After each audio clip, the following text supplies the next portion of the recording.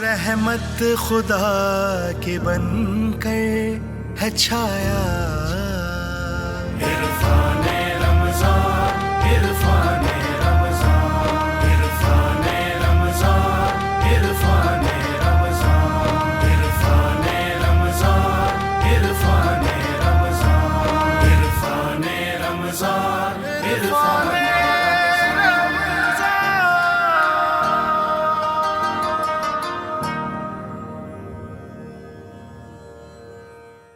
سبحان اللہ، ماشاء اللہ۔ شروع اللہ کے نام سے جو بڑا مہربان اور نہایت رحم والا ہے۔ سورہ 3 کی تلاوت آپ کے سامنے پیش کی گئی، ترجمہ ملاحظہ فرمائیے۔ انجیر اور زیتون کی قسم ہے، اور طور سینا کی، اور اس شہر مکہ کی جو امن والا ہے۔ بے شک ہم نے انسان کو بڑے عمدہ انداز میں پیدا کیا ہے، پھر ہم نے اسے سب سے نیچے پھینک دیا ہے، مگر جو ایمان لائے اور نیک کام کیے سو ان کے لیے تو بے انتہا بدلہ ہے۔ پھر اس کے بعد آپ کو قیامت کے معاملے میں کون جھٹلا سکتا ہے؟ کیا اللہ سب حاکموں سے بڑا حاکم نہیں؟ بے شک ضرور ہے۔ خواتین و حضرات، عرفان رمضان کی اس ٹرانسمیشن میں نصرت حارث اور اویس ربانی آپ کو خوش آمدید کہتے ہیں اور امید کرتے ہیں کہ آپ کے روزے خوش اسلوبی سے گزر رہے ہوں گے۔ ہماری اس ٹرانسمیشن میں ساتھ دینے کا بہت بہت شکریہ۔ سبحان اللہ والتین والزیتون، کیا خوبصورت انداز ہے خدا کا مثال دینے کا، اور پھر اپنے حاکمیت کا اظہار فرما رہا ہے۔ الیس اللہ باحکم الحاکمین، کیا اللہ نہیں ہے تمام حاکموں سے بہترین حاکم؟ اور شاید اسی لیے وہ جب کہتا ہے نا مالک یوم الدین، اس میں وحشت بھی ہے، خوف بھی ہے، نذیر بھی ہے، مگر بشیر بھی ہے۔ وہ اس لیے کہ جب مالک دنیا میں اتنا پیارا ہے تو یوم الدین میں مالک کتنا پیارا ہوگا۔ یعنی آج ہم کہتے ہیں کہ روزی کا اللہ کا بڑا شکر ہے کہ ذمہ اللہ نے خود لے رکھا ہے، بندگان خدا کے ہاتھ میں آتا تو انتہائی نیچ درجے کی حرکت کرتے، مگر جب یہی ذمہ بخشش کا، شفاعت کا، رحمت کا، جنت میں حاضری کا اللہ نے لیا ہوگا، اور وہی عدل کر رہا ہوگا، اور وہ انصاف کر رہا ہوگا، اور وہ حساب کا دن ہوگا، اور وہ اس دن مالک ہوگا، تو کتنا پیارا ہوگا۔ اور آج بھی وہ اتنا ہی پیارا ہے، علیہ اللہ۔ یہ سورہ 3 خاص طور سے محبت اور توجہ طلب کرتے ہوئے نظر آئے گی آپ کو۔ اس پہ مثال بھی دی گئی ہے اس امین شہر کی۔ میں کمال قربان جاؤں کہ جس جگہ آپ تشریف فرمائیں وہ امین ہو جائے۔ لا اقسم بہذا البلد وانت حل بہذا البلد ووالد وما ولد۔ سبحان اللہ، یہی دل کرتا ہے، اور دل کرتا ہے کہ کم سے کم رمضان الکریم میں خاص طور سے قرآن کو پڑھا جائے۔ باب ریان، وہ دروازہ کہ جہاں سے روزہ دار خاص طور سے داخل ہوں گے، یہ خاص طور سے ان کے لیے ہے، انہی کے لیے کھلے گا، وہ داخل ہوں گے اور بند ہو جائے گا۔ کیا شان ہے روزے داروں کی، سبحان اللہ، کیا شان ہے آپ کی اگر آپ کا روزہ اسی طرح سے ہے جیسے کہ آقا نامدار، فخر موجودات، مقصود کائنات، خاتم الانبیاء رحمت للعالمین نے بتایا ہے۔ سبحان اللہ۔ آج عرفان رمضان کی افطار نشریات میں اور نصرت بڑی خوش دلی کے ساتھ، کم و بیش نصف رمضان ہو چکا ہے، آپ کا یہ ساتھ ہمارے ساتھ ہے، اور آج ہمارے ساتھ ہیں مہمان رمضان میں عمر فاروق صاحب، جو الخدمت فاؤنڈیشن جیسی بڑی عظیم آرگنائزیشن کے وائس پریزیڈنٹ ہیں۔ السلام علیکم ورحمۃ اللہ۔ السلام علیکم۔ بالکل ٹھیک ٹھاک، اور جس طرح انہوں نے بات کر دی کہ نصف رمضان تقریباً ہو چکا ہے، تو او آئی سی اور پھر جس طرح سے آپ کافی سالوں سے 15ویں رمضان کو خاص طور پہ کسی دن کے ساتھ مخصوص کرتے ہیں، اس کے بارے میں ذرا بتا دیجیے۔ بسم اللہ الرحمن الرحیم، آپ کا بہت شکریہ، آپ لوگوں نے موقع دیا۔ 15 رمضان کو الخدمت فاؤنڈیشن نے شروع کیا کہ ہم آرفن ڈے منائیں گے، یتیم بچوں کا دن منائیں گے، اور او آئی سی نے بھی اس کی قرارداد منظور کی، اور پوری دنیا کے اندر مسلمان جو ہے 15 رمضان کو آرفن ڈے مناتے ہیں، یتیم بچوں کا دن مناتے ہیں۔ یتیم بچے ہمارے معاشرے کے اندر وہ ہیں کہ جن کی کوئی آواز نہیں ہے، مطلب وہ خود بھی کچھ بتا نہیں سکتے ہیں اور کوئی ان کے بارے میں سوچتا بھی اس طریقے سے نہیں ہے۔ تو الخدمت فاؤنڈیشن نے طے کیا جو یتیم بچے پورے پاکستان کے اندر موجود ہیں وہ ہماری ذمہ داری ہیں، اور ہمیں ان کو ٹیک اپ کرنا چاہیے اور ان کو آگے بڑھانا چاہیے، اور ان کے اندر ٹیلنٹ بھی بہت موجود ہے، لیکن بہت ساری مشکلات کی وجہ سے اور دوسری معاشرتی مسائل کی وجہ سے وہ آگے بڑھ نہیں پاتے ہیں، اور اس وجہ سے الخدمت فاؤنڈیشن نے شروع کیا کہ یتیم بچے جو ہم پر بوجھ نہیں ہیں بلکہ پوری ریاست کی تمام مسلمانوں کی وہ ذمہ داری ہیں۔ اللہ کے نبی کریم صلی اللہ علیہ وسلم نے فرمایا کہ یتیم بچوں کی کفالت میری ذمہ داری ہے، یعنی اللہ کے نبی کریم صلی اللہ علیہ وسلم نے اس کی ذمہ داری لی ہے۔ اس کا مطلب یہ ہے کہ قیامت تک آنے والے جتنے یتیم بچے ہوں گے وہ اللہ کے نبی کریم صلی اللہ علیہ وسلم نے اس کا ذمہ لیا ہے، اور اس کا ذمہ اسی لیے لیا ہے کہ اس کی امت میں ہوتے ہوئے ہم سب اس کی اس ذمہ داری کو پورا کریں گے۔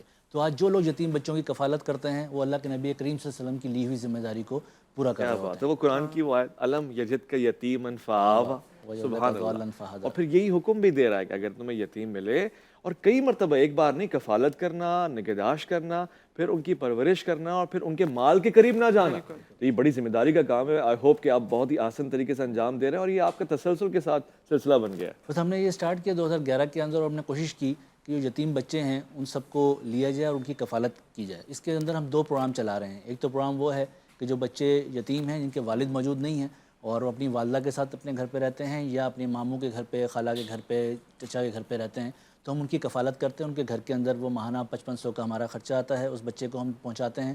اس میں خاص طور پہ آرفن کا جو ہمارا پروگرام ہے وہ ایجوکیشن بیسڈ ہے کہ جو بچہ پڑھتا ہوگا ہم اس کی تعلیم کے اخراجات پورے اٹھائیں گے. بھائی کھانے پینے کے تو باقی گھر والے بھی اٹھا لیتے ہیں، لیکن یتیم بچوں پہ سب سے کم اگر خرچ کیا جاتا ہے وہ تعلیم کے اوپر کیا جاتا ہے. ان کو کام پہ لگا دیا جاتا ہے، کوئی اور چیز کر لی جاتی ہے.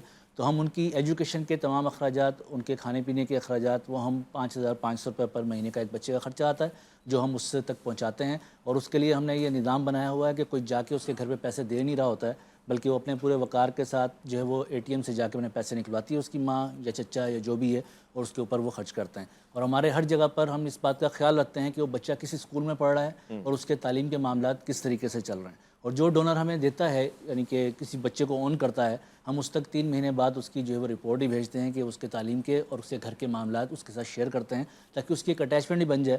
اور ہم سب کو، یعنی اللہ کے نبی کریم صلی اللہ علیہ وسلم نے فرمایا ہے کہ سب سے بدترین گھر وہ ہے کہ جہاں پہ یتیم بچے کے لیے کچھ نہیں ہے.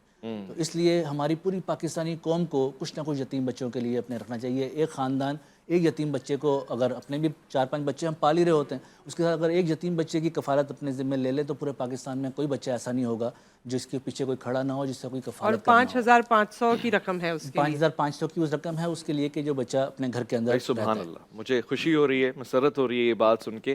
آقا نامدار فخر موجودات صلی اللہ علیہ وآلہ وسلم کا سارا کا سارا خاصہ، یعنی سلسلہ اور سیرت یہی تو ہے کہ یتیموں کی خاص طور سے نگہداشت کی جائے. اور خود ان پہ سلام کہ جو حضرت عبداللہ کے یتیم کو پال رہے ہیں، یعنی حضرت ابو طالب، آپ پہ ہمارا سلام ہو. یہ کمال در کمال ہے، یہ موج تبسم ہے کہ رنگوں کی دھنک ہے، یہ عکس متانت ہے کہ ٹھہرا ہوا موسم. یہ شکر کے سجدے ہیں یا آیات کی تنزیل؟ یہ آنکھ میں آنسو ہیں یا الہام کی رمجم؟ سمیع اللہ حسینی تشریف فرمائے بارگاہ رسالت میں. آج بتائیں گے کہ ہمیں اپنی طلب سے سوا چاہیے، کیا چاہیے؟ سمیع اللہ حسینی.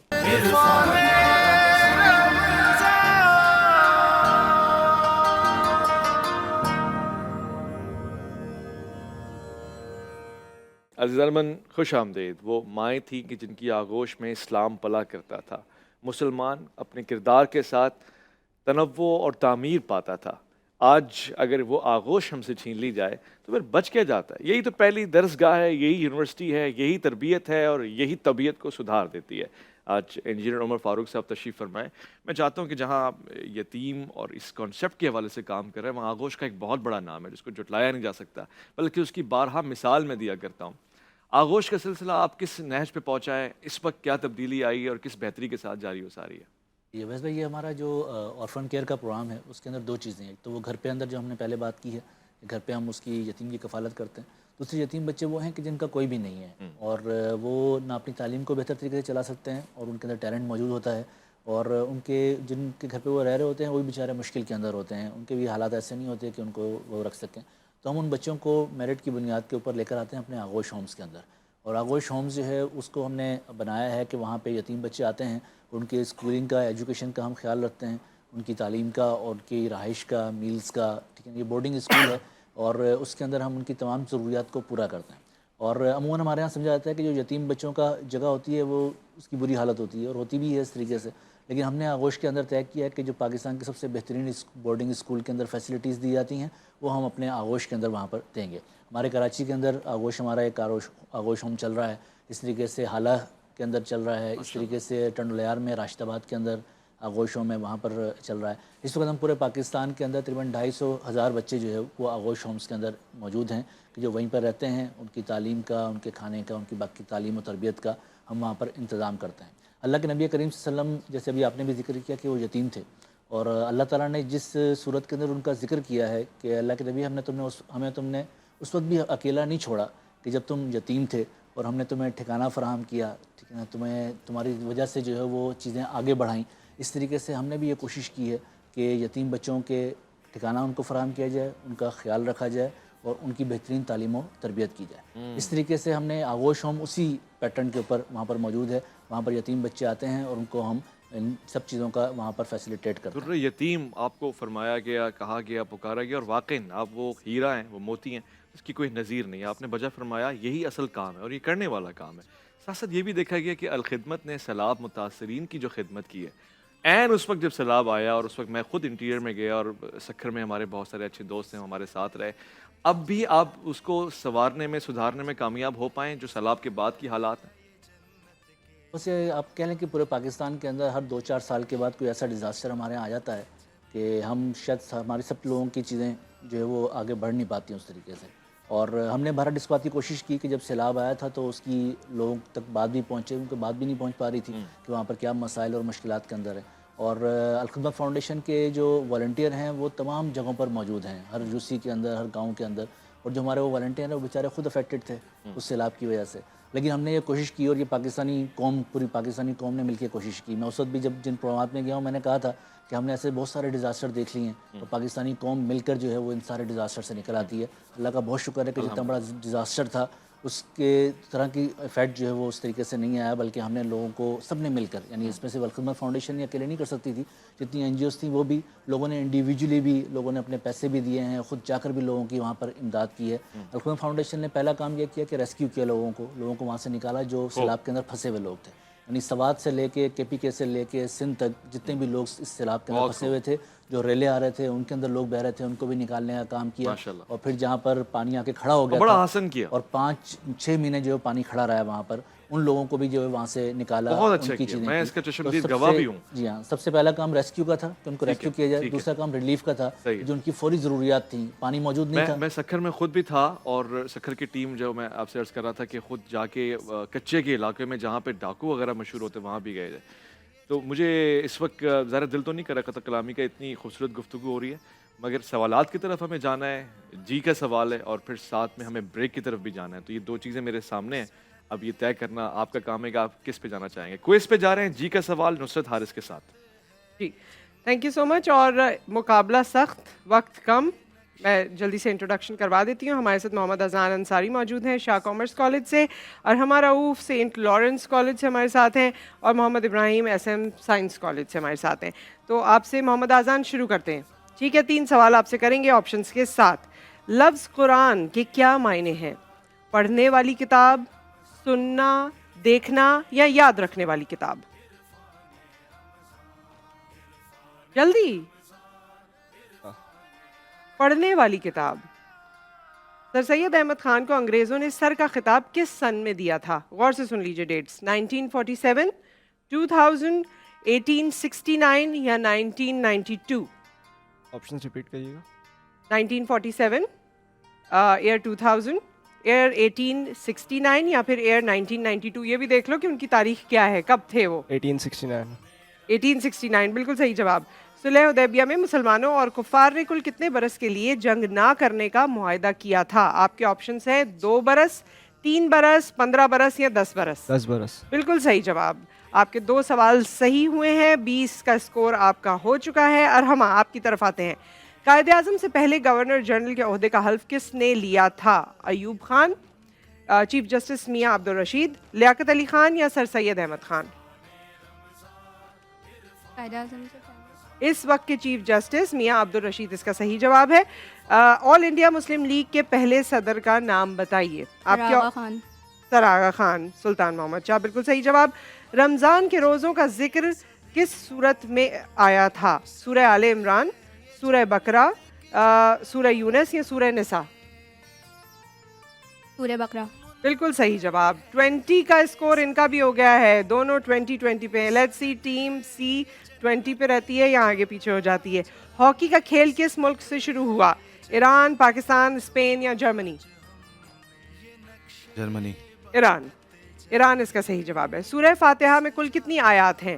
7، 9، 6 یا 11؟ 7. بالکل صحیح جواب. قائد اعظم نے قانون کی اعلیٰ تعلیم کس ادارے سے حاصل کی؟ آپ کے آپشنز ہیں آکسفورڈ, ہارورڈ, لنکنسن یا کیمبرج؟ कैम्ब्रिज। لنکنسن سے انہوں نے تعلیم حاصل کی تھی اور آپ کا ایک صحیح جواب ہوا 20-20-10. آپ دیکھتے ہیں کہ بزر راؤنڈ میں کیا گل کھلاتے ہیں آپ لوگ. یہاں پر واپس ہم گیسٹ کی طرف جاتے ہیں. گیسٹ کو بھی ہنسی آ رہی ہے. عمر فاروق صاحب مسکرا رہے ہیں, محظوظ ہو رہے ہیں یہ مقابلہ دیکھ کر. گل کھلانے سے میں مجھے لگا گل کھلا رہے ہیں, ہاں وہ بزر آپ نے راؤنڈ کبھی میں گل نہیں یوزلی کھلائے؟ گل ہی کھلائے جاتے ہیں. بچپن میں تو کھلائے ہوں گے گل, یا آپ خود گل کی طرح کھل اٹھے.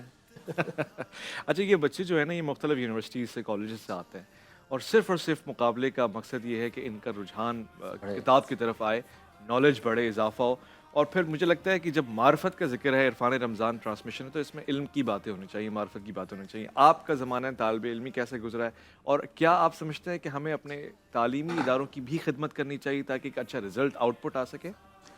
بالکل, یہ تعلیم کا جو مسئلہ ہے یہ ویسے ہمارے پورے معاشرے کے اندر اس کی توجہ دی نہیں جاتی ہے. اور اگر ہمیں تعلیم پہ توجہ دی بھی جاتی ہے نا تو ہمارے ہاں سمجھا جاتا ہے کہ شاید کتابیں پڑھنے سے سارے مسئلے حل ہو جاتے ہیں. حالانکہ تعلیم کے اندر جو کتابیں پڑھنے کا معاملہ ہے وہ تو شاید 5% جو گروتھ میں ان کا کنٹریبیوشن ہوتا ہے. اس کے علاوہ یہ جو ایکٹیویٹیز ہیں جو ابھی آپ یہ کر رہے ہیں, اس کے اندر جو جنرل نالج کی چیزیں ہیں, اس کے علاوہ جنرل ایکٹیویٹیز ہیں, ایکسٹرا کریکولم ایکٹیویٹیز جو ہوتی ہیں, اس کے نتیجے کے اندر بچے جو سیکھتے ہیں اصل میں وہی سب کچھ جو ہے وہ ان کی زندگی کے اندر آگے بڑھ کے ان کے کام آتا ہے. اس لیے ٹھیک ہے تعلیم کے اندر کتابیں بھی ہمیں پڑھانی چاہیے, لیکن اس پورے کریکولم کو ٹھیک ہونا چاہیے اور اس کے نتیجے کے اندر تعلیم و تربیت کے اندر ہمارے بچوں کا کام آگے جو ہے بڑھنا چاہیے. کریکولم پہ آپ لوگوں نے کام کیا بھائی, کیونکہ آپ لوگ بھی درس و تدریس سے بھی منسلک ہیں, تو کوئی خاص کریکولم پہ آپ لوگ توجہ دیتے ہیں؟ جی, ہمارے تو ادارے ہیں جو کریکولم کو ڈیزائن بھی کرتے ہیں اور بناتے بھی ہیں. عثمان پبلک اسکول کا آپ نے نام سنا ہوگا, ارکم پبلک اسکول نام سنا ہوگا, غزالی پورا ایک ہے, ارکم کے نام سے پوری چین ہے. تو الحمدللہ ہم کوشش تو کر رہے ہیں کہ تعلیم, اور اصل میں ہمارے ہاں تعلیم کی اسی سب سے زیادہ کمی ہے کہ لوگ اس طرح توجہ نہیں دے پاتے ہیں. خاص طور پہ جن کو کھانے کے ہی بہت مسئلے پڑے ہوں, آٹے کے ہی مسئلے پڑے ہوں, تو وہ بیچارے تعلیم کے اوپر کیسے سوچ سکتے ہیں. تو اس لیے تعلیم ہماری بہت ضروری ہے. ہمارے اچھے خاصے لوگ جو ہیں وہ اس تعلیم حاصل کر نہیں پا رہے ہیں. بچے اچھے خاصے ہیں کہ جو اسکول گوئنگ نہیں ہیں, اسکول نہیں جاتے ہیں, ان کے گھر کے مسائل ہی اتنے ہیں کہ ان کو اسکول بھیج نہیں پاتے ہیں. اس لیے ہمیں یہ سب چیزیں ٹھیک سے آگے بڑھانی چاہیے. ایک اور بات جو میں آپ کے توسط سے کہنا چاہتا ہوں کہ یہ تعلیم اور ہیلتھ جو ہوتا ہے یہ ریاست کی ذمہ داری ہوتی ہے. اور ہمارے ہاں جو آپ بھی اپنے معاشرے کے اندر دیکھتے ہوں, کراچی کے اندر آپ دیکھیں کہ گورنمنٹ اسکول کا تو کنسیپٹ ہی ختم ہو کے رہ گیا. حالانکہ پہلے گورنمنٹ اسکول ہوا کرتے تھے اور لوگ کوشش کیا کرتے تھے کہ وہاں پہ بچوں کا ایڈمیشن ہو جائے, بڑے لوگ وہیں سے پڑھ کے آگے نکلیں. اور وہ اسکول بھی اس طرح کے ہوا کرتے تھے کہ لوگ بہت ساری اور چیزیں اس سے سیکھا کرتے تھے. لیکن اب تو ہم نے بس دڑبے بنا دیے ہیں اور اس کے اندر ہم چاہتے ہیں کہ بس جو تعلیم کی کتاب کے اندر لکھی ہوئی ہے اس کے دماغ کے اندر ڈال دی جائے اور وہ باقی ایکٹیویٹیز جو نہ کر سکیں. آج بھی پارلیمنٹ میں ایسے لوگ بیٹھے ہوئے ہیں جو بڑا بانگے دہل کہتے ہیں کہ ہم وہ ٹاٹ والے اسکول کے پڑھ رہے ہیں. اچھا, آپ نے دیکھا کانسٹیٹیوشن کے معاملے میں آج کل ویسی نیوز میں کانسٹیٹیوشن کو لے کر, جی کانسٹیٹیوشن ہرٹ نہیں ہو, پاکستان کی کانسٹیٹیوشن, تو پاکستان کی کانسٹیٹیوشن میں تو یہ سبجیکٹ ہے تعلیم کا اور صحت کا, اس پہ کوئی بات نہیں کرتا, مطلب وہ اس سے ہرٹ نہیں ہوتے. ہاں, وائلیشن جو ویسے ہو رہی ہے, مطلب کہ آپ کے دستور 73 کے اندر لکھا ہوا ہے کہ آپ 86 تک جو ہے وہ اپنا پورا کریکولم جو ہے اردو کے اندر شفٹ کر دیں گے, لیکن ہم ابھی تک نہیں کر سکے. 30-40 سال ہم آئین کی خلاف ورزی کر رہے ہیں نا. جب ہم نے اردو کے اندر نہیں شفٹ کیا اپنے کریکولم کو, ٹھیک ہے نا, تمام تعلیم کو, تو اس کا مطلب کہ ہم نے آئین کی خلاف ورزی کی ہے کہ جو 73 کے آئین کے اندر لکھا ہوا ہے کہ 86 کا ٹائم دیا تھا انہوں نے کہ آپ 1986 تک جو ہے اس کو کنورٹ کر دیں گے, وہ ہم نہیں کر سکے ابھی تک.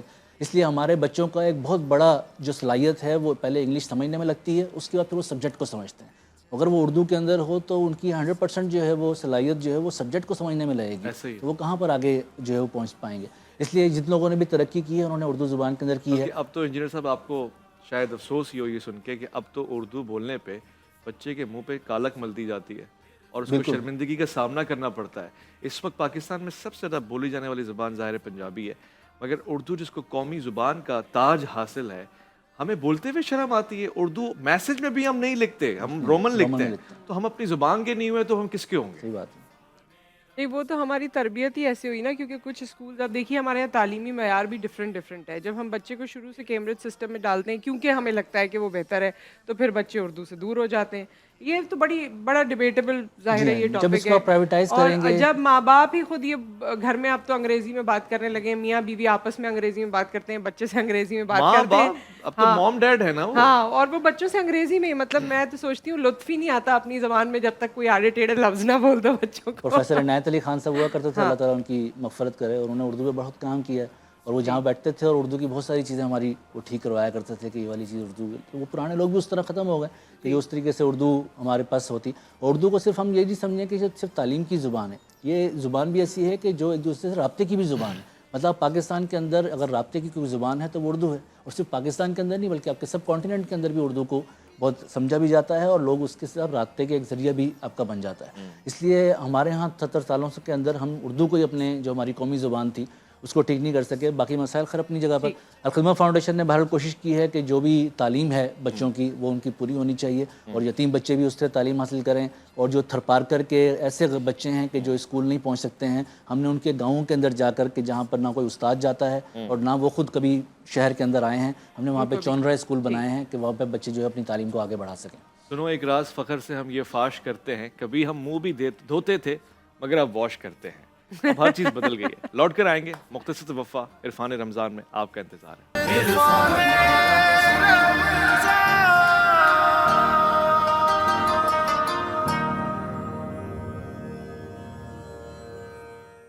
عرفان رمضان میں آپ کو خوش آمدید کہتے ہیں. ہمارے ساتھ عمر فاروق صاحب موجود ہیں الخدمت فاؤنڈیشن سے، اور ظاہر ہے الخدمت فاؤنڈیشن بے تحاشا کام کر رہی ہے اور آنکھوں دیکھی بات ہے. سیلاب کے زمانے میں بھی ہم نے بہت دیکھا اور بہت سراہا بھی جاتا تھا. آپ لوگوں کو صرف آن سکرین نہیں، آف سکرین بھی آپ کے حوالے سے بات ہوتی تھی. اور آج جو آپ کے میجر پوائنٹس ہیں میں چاہتی ہوں کہ اس کو اور زیادہ ہم لوگوں تک پہنچائیں. ایک تو ہیلتھ کے سیکٹر میں جس طرح کام ہو رہا ہے، کمیونٹی سروسز پہ جو آپ لوگ توجہ دے رہے ہیں، اس میں کون کون سی ایسی چیزیں ہیں جو آپ لوگوں کو بتانا چاہتے ہیں اور لوگ اپنا حصہ کیسے ڈال سکتے ہیں؟ بالکل. اچھا، ایک تو یہ آپ نے جو ذکر کیا نا، ایک تو ہمارے مستقل جو ڈیزاسٹر آتا ہے اس کے اندر ہم کام کرتے ہیں. سیلاب آ گیا ہے تو اس کی بھی بہت بڑی ایکٹیویٹی تھی جو سیلاب کے اندر چلی. اس سے پہلے کرونا تھا تو کرونا کی ایک بہت بڑی ایکٹیویٹی تھی جو اس کے اندر چلتی رہی. اس کے علاوہ یہ روٹین کی ہماری چیزیں، خاص طور پہ ہمارے ملک کے اندر تھر پار کر ایسا جگہ ہے کہ جہاں پہ بہت سارے مسائل ہیں. تو وہاں پر جیسے ابھی ہم نے ذکر کیا کہ وہاں پہ تعلیم کا بہت بڑا مسئلہ ہے. تو وہاں پہ جو چھوٹے چھوٹے گاؤں ہیں وہاں پہ پہلے ہم نے پانی کا جو ہے وہ پورا انتظام کیا ان کا کہ پانی وہاں تک پہنچایا. تقریباً 1800 کنویں ہمارے وہاں پر موجود ہیں تھر پار کر کے اندر. اور اس طریقے سے ہم نے چونرا اسکول جو ایک جھونپڑی کے اندر ہوتا ہے اور وہاں پہ ہم بچوں کو تعلیم دیتے ہیں، پرائمری کی تعلیم دیتے ہیں تاکہ بچے کچھ بہتر اپنی تعلیم کو آگے بڑھا سکیں. اور جو اچھے بچے آگے اور بڑھ سکتے ہیں تو پھر ہم ان کو مٹھی شہر کے اندر لے کر آتے ہیں اور وہاں پہ ان کی تعلیم کا انتظام کرتے ہیں. اس طریقے سے تھرپارکر کے اندر ہی ہم نے ایک بہت بڑا نعمت اللہ خان میڈیکل کمپلیکس جو ہے بنایا ہے کہ جہاں پر ہم ماں کی اور بچے کی جو ہے وہ دیکھ بھال کرتے ہیں اور وہ بالکل فری ہے. وہاں پر کوئی کیش کاؤنٹر نہیں ہے اور وہاں پہ جتنے بھی لوگ آتے ہیں تقریباً ایک سال کے اندر 70,000 لوگ وہاں پہ اس کو وزٹ کرتے ہیں. ان کا علاج ہوتا ہے اور وہ بالکل فری ہم وہاں پر علاج کرتے ہیں. بہت وہاں کا یہ پن پوائنٹ ہے، مطلب بہت امپورٹنٹ ہے. وہاں پہ ایک بہت بڑا مسئلہ ہے نیوٹریشن کا، نہ ماں کی پوری ہوتی ہے نہ بچے کی پوری ہوتی ہے. بہت سی اموات ہوتی ہیں. جی وہ اموات ہر سال ہوتی ہیں. تو اس لیے ہم نے وہاں پہ کوشش کی اور یہ بہت بڑا وہاں پر ہاسپٹل جو ہے وہ وہاں کے لوگوں کے لیے ہم نے بنایا ہے اور وہاں پہ لوگ جو ہے وہ آتے ہیں. اس طرح ہیلتھ کا ہم یہ کام پورا کرتے ہیں. ایک اور ہمارا شعبہ ہے مواخات کا، جس کے اندر ہم لوگوں کو کاروبار کے لیے غیر سودی قرضہ دیتے ہیں. غیر سودی قرضہ؟ جی، غیر سودی قرضہ دیتے ہیں اور وہ اس سے اپنا کاروبار کرتے ہیں اور اس کے بعد اپنے پاؤں پہ کھڑے ہو جاتے ہیں. لمٹ کیا ہوتی ہے تقریباً؟ تقریباً 50,000 تک کا چھوٹا قرضہ ہے اور وہ ہم خواتین کو، مردوں کو اپنا کاروبار شروع کرنے کے لیے دیتے ہیں. اور یہ پوری دنیا کے اندر پاکستان واحد ایک مثال ہے کہ جہاں پہ غیر سودی قرضہ دیا جاتا ہے. آپ کو شاید یاد ہوگا کہ کچھ عرصے پہلے بنگلہ دیش کے ڈاکٹر صاحب کو بھی جو ہے وہ اس پہ ایک ایوارڈ ملا تھا اور انہوں نے بھی غیر سودی قرضہ نہیں تھا ان کا، لیکن وہ بھی سودی قرضہ دیا کرتے تھے اور ان کو جو ہے وہ ایوارڈ دیا گیا تھا اس کے اوپر. تو پاکستان دنیا کے اندر واحد مثال ہے کہ جہاں پر غیر سودی قرضہ دیا جاتا ہے. اور میں آپ کو اور حیران کن بات بتاؤں کہ اس پاکستان میں جو ہمارا یہ پروگرام چل رہا ہے اس میں 98% لوگ جو ہے وہ قرضہ واپس کرتے ہیں. نہیں تو عموماً ہمارے معاشرے کے اندر آپ قرضہ دیتے ہیں، سود پہ دیتے ہیں، لوگ واپس نہیں کر پاتے ہیں. ہم یہ غیر سودی قرضہ دے رہے ہیں اور ہمارے جو لوگ جو بالکل غریب ہیں وہ اس سے قرضہ لیتے ہیں، اپنا کاروبار شروع کرتے ہیں. اس میں خاص طور پہ خواتین شامل ہیں کہ اپنا گھر بار چلانے کے لیے، اپنے بچوں کو پالنے کے لیے ان پیسوں سے کوئی سلائی مشین لے کے یا کوئی اپنا چھوٹا موٹا گھر پہ کاروبار شروع کرتی ہیں اور وہ اپنا پورا قرضہ واپس بھی کرتی ہیں. 1 سال کے اندر وہ قرضہ واپس کرنا ہوتا ہے اور ہماری ایک بہت بڑی تعداد ایسے لوگوں کی ہے. اور 1 سال میں اگر کوئی نہ کر سکے، کیونکہ ہر کسی کی سکسیس اسٹوری نہیں ہو پاتی ہے. جی ایسی بھی ہوتی ہے، لیکن آپ اس کو ہم ٹائم دینا کوئی مسئلہ نہیں ہے. سال کے بعد بھی اس پہ کوئی سود لگنا شروع نہیں ہو جاتا، بلکہ اس کا ہم ٹائم بڑھا دیتے ہیں اور اس کے بعد جو ہے وہ پیسے واپس کر دیتا ہے. اور بہت سارے لوگ ایسے ہیں کہ جنہوں نے قرضہ بھی واپس کیا اور اس کا پھر وہ ہمارے ڈونر ہی بن گئے کہ وہ اپنے ان پیسوں کے اندر سے ہر مہینے جو ہے وہ 100 روپے بچاتے ہیں اور وہ 100 روپے ان کا بہت بڑا ہوتا ہے حالانکہ وہ ویسے اتنی بڑی رقم نہیں ہے، لیکن ان کے لیے یہ بچا کے اور ڈونیٹ کرنا، اس لیے ہماری پوری پاکستانی قوم کو دینے والا جو ہے وہ بننا ہے، مانگنے والا نہیں بننا ہے۔ یہ ہمارے معاشرے کے اندر خرابی بڑھتی چلی جا رہی ہے کہ لوگ مانگنا ہر چوک چوراہے کے اوپر لوگوں نے شروع کر دیا ہے۔ اس لیے آپ لوگوں کے ان مسائل کو حل کریں، ان کو اچھے کاروبار دیں، ان کو بغیر سودی قرض دیں تاکہ وہ سود کی لعنت سے نکل سکیں۔ اللہ تعالیٰ اس میں برکت بھی اتنی ڈالتا ہے کہ اپنے پاؤں پہ کھڑے ہو جاتے ہیں۔ اور اس میں سب سے اہم بات یہ ہے کہ وہ بیچارے غریب ہوتے ہیں، لیکن اس کے باوجود 98% لوگ جو ہے وہ سود کا جو ہمارا قرض لیتے ہیں وہ واپس کرتے ہیں اس کے اندر۔ اور سود کا نظام سے جان چھٹ جائے تو پتہ نہیں کون کون سے معاملات اور بھی ہیں جو حل ہو سکتے ہیں۔ اس وقت ہم آپ کو جو معاملات حل ہونے ہیں جو ہم نے بیچ میں چھوڑ دیے تھے وہ پارٹیسپینٹس کے ہیں، کیونکہ ان سے مزید سوالات ہوں گے اور دیکھا جائے گا کہ ونر کون ہوتا ہے۔ چلتے ہیں اب اویس ربانی صاحب کی جانب۔ خوش آمدید۔ ونر کو آج ملے گا بن احسان کی طرف سے تحفہ، چیز کی طرف سے تحفہ، اور 10 انچ کا ملے گا پیزا میکس کی طرف سے پیزا واؤچر۔ اور سوال جواب کا ہم آغاز کرتے ہیں۔ ویسے شفق کا تحفہ بھی ہے اور اسمائل انڈسٹریز کا تحفہ بھی ہے رنر اپ کے لیے، تو آپ لوگوں کی اجازت ہے؟ اوکے، پہلا سوال۔ پاکستان میں انتظام کے مریضوں کے لیے بے مثال کام کرنے والی خاتون کا نام بتائیں۔ آپشن 1 ڈاکٹر نفیس صادق، آپشن 2 ڈاکٹر اسما مڈوٹ، آپشن سی ڈاکٹر ثانیہ نشتر، آپشن 4 ڈاکٹر رتفاؤ۔ نہ بجاؤ، اوکے اگلے پہ آؤ جی۔ آپشن 2 آپشن 2 نام لو۔ ڈاکٹر اسما مڈوٹ، جی بہت اچھے، شاباش، غلط جواب۔ آل انڈیا مسلم لیگ کے قیام کی تجویز سب سے پہلے کس نے دی؟ آپشن 1 علامہ اقبال، آپشن 2 شوکت خان یعنی شوکت علی، آپشن 3 عبدالرب نشتر، اور آپشن 4 حکیم محمد اجمل۔ عبدالرب نصر۔ واہ، ایک اور غلط۔ حضور اکرم صلی اللہ علیہ وآلہ وسلم کے دادا کے کتنے بیٹے تھے؟ Option 1 10، option B 11، option C 12، option 4 5۔ ہاں 11۔ ارے واہ، ایک اور غلط۔ تحریک آزادی کے رہنما محمد علی جوہر کی والدہ کا کیا نام تھا؟ رتن بائی۔ ارے واہ، ایک اور غلط۔ اصل جواب ہیرو ہے کا نام آبادی بتاؤ۔ بیگم، جو بی اما کے نام سے مشہور ہے۔ بی اما پارک دیکھا ہے؟ دیکھا ہے؟ وہی والا۔ اسلام آباد کا نام کب رکھا گیا جو اسلام آباد ہے؟ 1950، 1960، 1975، 1999؟ بتاؤ۔ 65۔ ارے واہ، ایک اور غلط۔ کیا کھا کے آئی ہو آج ساری میں؟ آیت تطہیر قرآن مجید کی کس سورت میں ہے؟ آپشن 1 سورہ احزاب، آپشن 2 سورہ واقعہ، آپشن سی سورہ بنی اسرائیل، آپشن 4 سورہ مومن۔ ہاں ریپیٹ کر دیں۔ ریپیٹ کروں۔ آیت تطہیر قرآن مجید کی کس سورت میں ہے؟ آپشن 1 سورہ احزاب، سورہ واقعہ، سورہ بنی اسرائیل، سورہ مومن۔ ریپیٹ کروں؟ ابے پھر سے کہہ رہی ہے کہ ریپیٹ کرو، کیا ہو گیا؟ ریپیٹر بن جاؤں گا میں۔ اگلا سوال۔ جدوجہد آزادی کے کون سے رہنما بیت المقدس میں مدفون ہیں؟ آپشن 1 مولانا ظفر علی خان، آپشن 2 شوکت علی۔ ہاں مولانا محمد علی جوہر۔ واہ، بہت اچھا، یہ صحیح جواب ہے۔ اب تک کا پہلا صحیح جواب، مبارک ہو تمہیں۔ یہ آخری سوال ہو سکتا ہے مگر یہ سیکنڈ لاسٹ ہے۔ پاکستان کے کس کھلاڑی نے لگاتار ورلڈ اسکواش چیمپئن شپ جیتی ہے؟ بجاؤ اور بتاؤ۔ جہانگیر خان، بالکل ٹھیک۔ اور آخری سوال ہے، قبلے کی تبدیلی کا حکم کس سن میں بھی بتاؤ؟ 2 ہجری۔ بہت اچھے، مبارک ہو۔ تم نے آج ریکارڈ قائم کر لیا کہ تم نے کسی سوال کا صحیح جواب نہیں دینا مگر اس کا دے دیا اور اپنے ریکارڈ توڑ دیا۔ بہت خوب، صحیح جواب 2 ہجری۔ تو اس لحاظ سے آج جو ونر ہیں ہم ان کی طرف چلتے ہیں۔ جناب سی، آپ کے پاس کل 20 اشرفیاں ہیں، بی آپ کے پاس 20 اشرفیاں ہیں، اور اے آ جاؤ خوشبو لگا کے آئے ہو۔ یہ لے جاؤ بن احسان کا تحفہ، لے جاؤ فرسٹ پوزیشن کے اوپر۔ ساتھ ساتھ تم یہ لے جاؤ 10 انچ کا پیزا میکس کا واؤچر، یہ پورا کا پورا پیزا تمہارا۔ اور ساتھ ساتھ اسماعیل کی طرف سے بھی، اسمائل انڈسٹریز کی طرف سے یہ تحفہ، یہ میں رنر اپ کو دے دوں اگر تم کا ہو تو، ہے نا؟ تم کیا چاہتے ہو یہ بتاؤ۔ تمہیں میں چیز کا بڑا والا تحفہ دیتا ہوں، یہ لو۔ یہ اثار اور قربانی کی وجہ سے تم میرے جیسے ہو۔ Thank you. अब आओ तुम दोनों बराबर हो, आ जाओ, शाबाश। शफक का ये खूबसूरत सा तोहफा, आगाज नई सुबह का, ये लो आपका हुआ। GFS का तोहफा आपका हुआ। इस्माइल इंडस्ट्रीज का तोहफा आपका हुआ। हारने पे इतना मिल रहा है, सोचो जीतने पे कितना मिलता। नहीं, तुम सीख के जा रहे हो।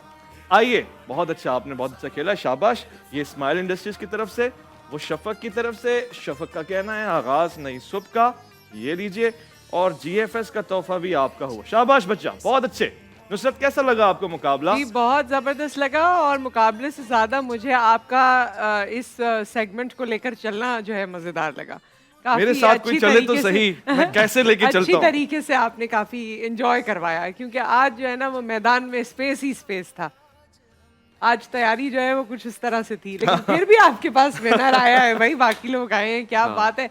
और जो आपने रिपीटर ना बनने से पहले किया, वो क्या कहने। शुक्रिया। आज आपके अंदर जो है वो एक अलग किस्म की एक्टिविटी आई हुई है। ये सोहबत का असर है, खरबूजी को देख के खरबूजा रंग बदलता है।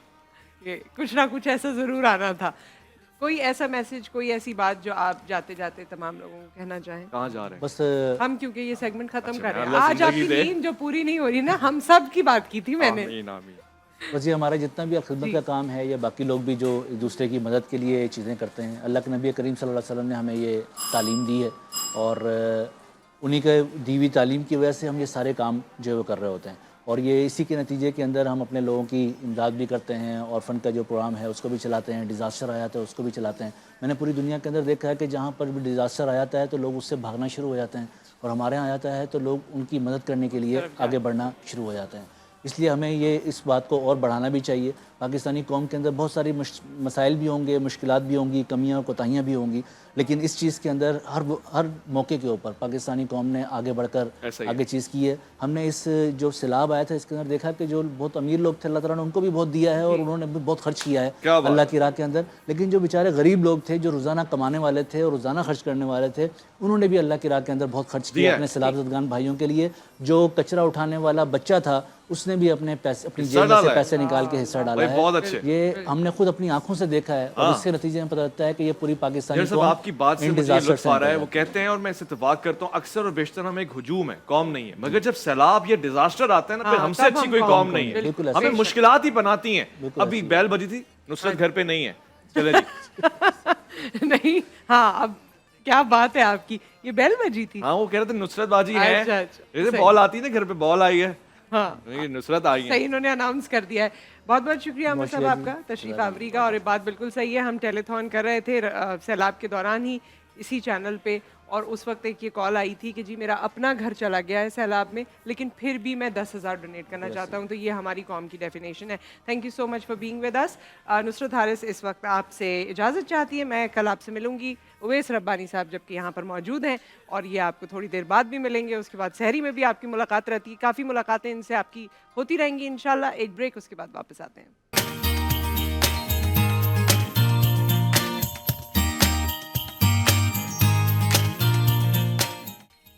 दो ऑप्शन हैं आपके पास। एक तो ये है कि आप इसे फ्राई पैन में सेक लें, ठीक है, इसलिए कि हर घर पे ओवन होता नहीं है। और अगर किसी के पास ओवन है तो वो आप 200 सेंटीग्रेड पे पहले से गर्म ओवन में इसको आप सिर्फ 25 से 30 मिनट के लिए कुक करेंगे, और ये आपका टिक्का जो है वो अच्छा सा घर में जूसी टिक्का तैयार हो जाएगा। मैरिनेशन टाइम बहुत इंपॉर्टेंट है। तकरीबन इसको मसाला लगाकर 1 से 1.5 घंटा कम से कम आपने लाजमी छोड़ना है। अच्छा, दही जो होता है ना, ये हमारे चिकन की महक को भी दूर करता है, चिकन की महक को भी दूर करता है, और चिकन को गलाता भी है, ठीक है। दोनों ऑप्शन इसके अंदर है। तो इसलिए आपने जब भी इसको बनाना है तो आपने लाजमी इसको रेस्ट ज़रूर देना है 1-1.5 घंटे, ताकि ये अच्छी तरह से रच बस जाए इसके अंदर मसाला। उसके बाद फिर हम चलेंगे कुकिंग की तरफ। और ये है मेरे पास एक नॉन स्टिक पैन, इसके ऊपर आपने, अच्छा, चिकन को मैं रख रहा हूँ उल्टा, ठीक है। ये देखें, पहले ये वाला पीस जो है ना वो नीचे की तरफ रख रहा हूँ, ठीक है, और ये वाला पीस ऊपर की तरफ। उसको बाकायदा सेटिंग करेंगे इसकी अच्छी सी, ठीक है। और उसके बाद आपने क्या करना है, ये जो मसाला है ना, ये इसके ऊपर इस तरह से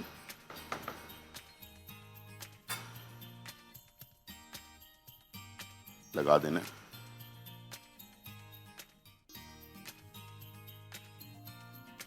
वाओ, खुशबू बहुत अच्छी सी है। और इसके बाद हमने जहाँ मामता वहाँ डालडा, और डालडा कुकिंग ऑयल के नोजल के साथ हमने इसको सेंटर में थोड़ा सा ऑयल डाल देना, 2 से 3 टेबल स्पून, और बिल्कुल धीमी आंच पर हमने इसे स्टार्ट कर देना चूल्हे को। पहले भले तेज में कर लें, ठीक है, उसके बाद इसको आंच पे शुरू कर दें, और ढक्कन अच्छी तरह से फिक्स होना चाहिए ढक्कन, ठीक है, ताकि स्टीम बने और मसाला भी पक जाए और चिकन भी तैयार हो जाए। टाइम हो गया ब्रेक का, छोटा सा ब्रेक।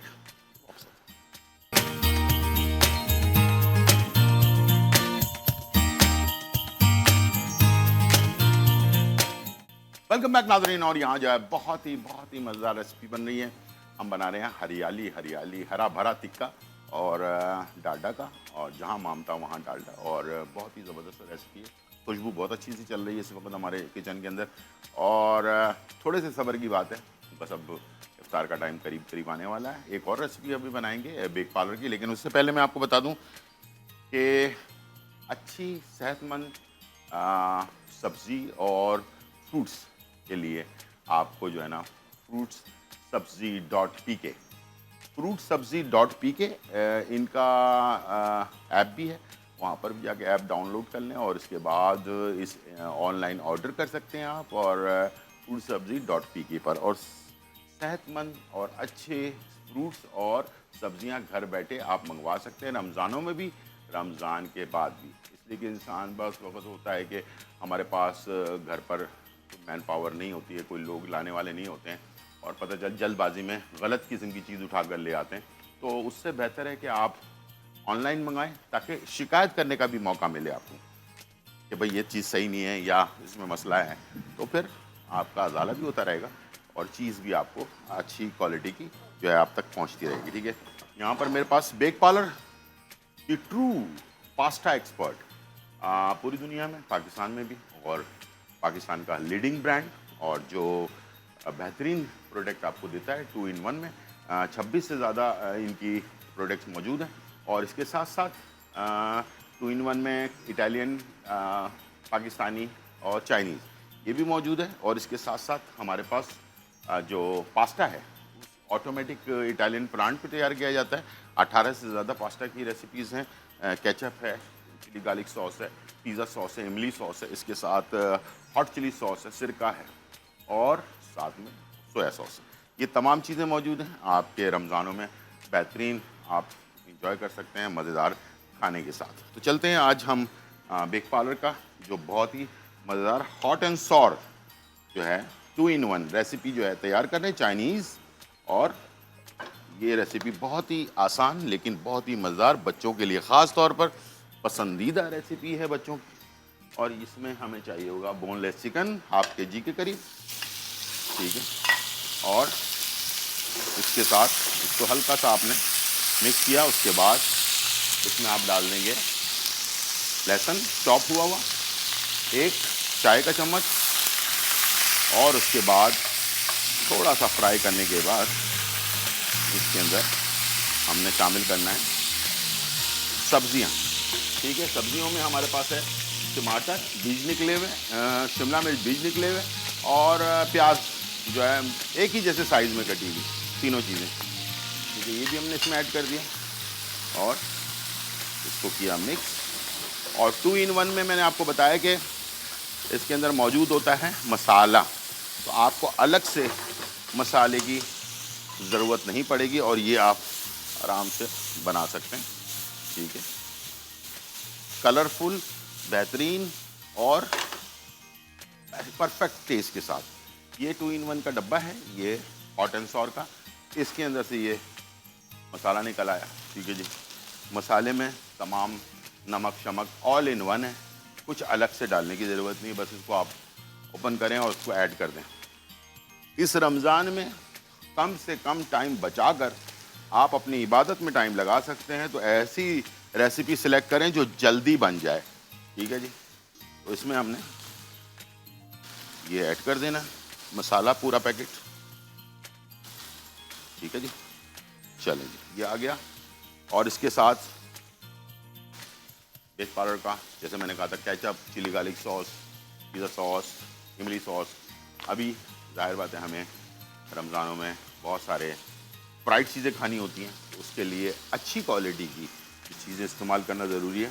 تو اس کے لیے یہ جو ہے کیچپ وغیرہ آپ استعمال کر سکتے ہیں, تاکہ آپ کی جو فرائڈ چیزیں ہیں وہ اچھی بنی ہوئی ہوں, لیکن ساس اچھا نہ ہو, کوئی جعلی ساس آ جائے تو پوری محنت ضائع کر دے گا. یہ دیکھیں جی, ہاٹ اینڈ سور مسالہ. ویسے بھی یہ بہترین ہے, اس کو آپ رائس کے ساتھ بھی سرو کر سکتے ہیں.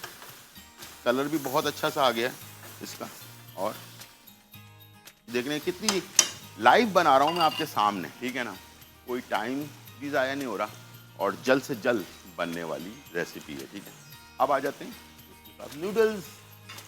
نوڈلز جو ہے 5 سے 6 منٹ اس کو ہم نے بوائل کر لیا, اور اس کے بعد ٹھنڈے پانی میں ڈالا, واش کیا. اس کے بعد نوڈلز کو ہم نے جب ڈالنا ہو تو ایسے کر کے کھول کر ڈالیں گے تاکہ ایئر جائے اس میں. ٹھیک ہے, ایسے.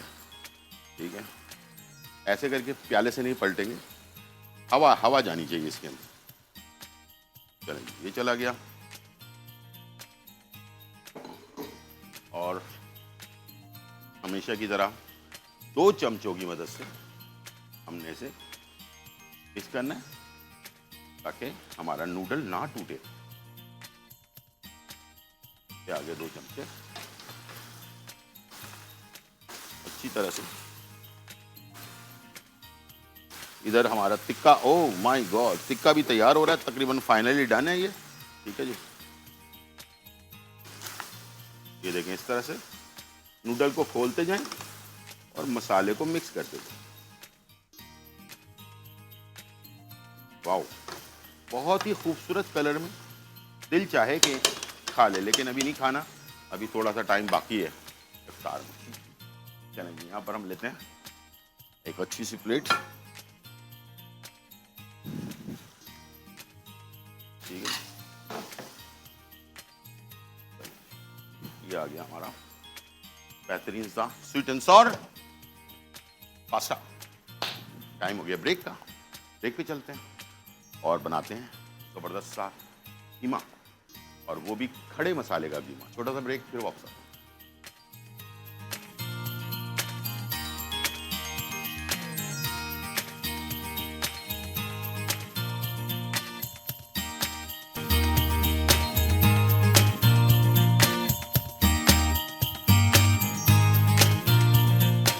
ویلکم بیک ناظرین, اور یہاں جو ہے بہت ہی مزیدار ریسیپیز تیار ہو چکی ہیں. ہم نے آپ کے لیے ڈالڈا, جہاں مامتا وہاں ڈالڈا, زیادہ برکتیں اور زیادہ صحت کے ساتھ جو ہے ڈالڈا آپ کے سامنے موجود ہے. اور اس کے ساتھ ہم نے بنایا ہرا بھرا ٹکا جو ہے وہ آپ کے سامنے موجود ہے, بہترین کلر میں, بہترین فلیور کے اندر. انشاءاللہ اس کو ضرور بنائیں, جھٹپٹ بننے والی چیز ہے. اور اس کے ساتھ ہم نے the true pasta expert back parlour, leading brand Pakistan کا, اور اس سے ہم نے جو ہے بہت ہی زبردست ہاٹ اینڈ سور جو ہے چکن پاستا جو ہے وہ تیار کیا ہے, وہ بھی آپ کے سامنے موجود ہے.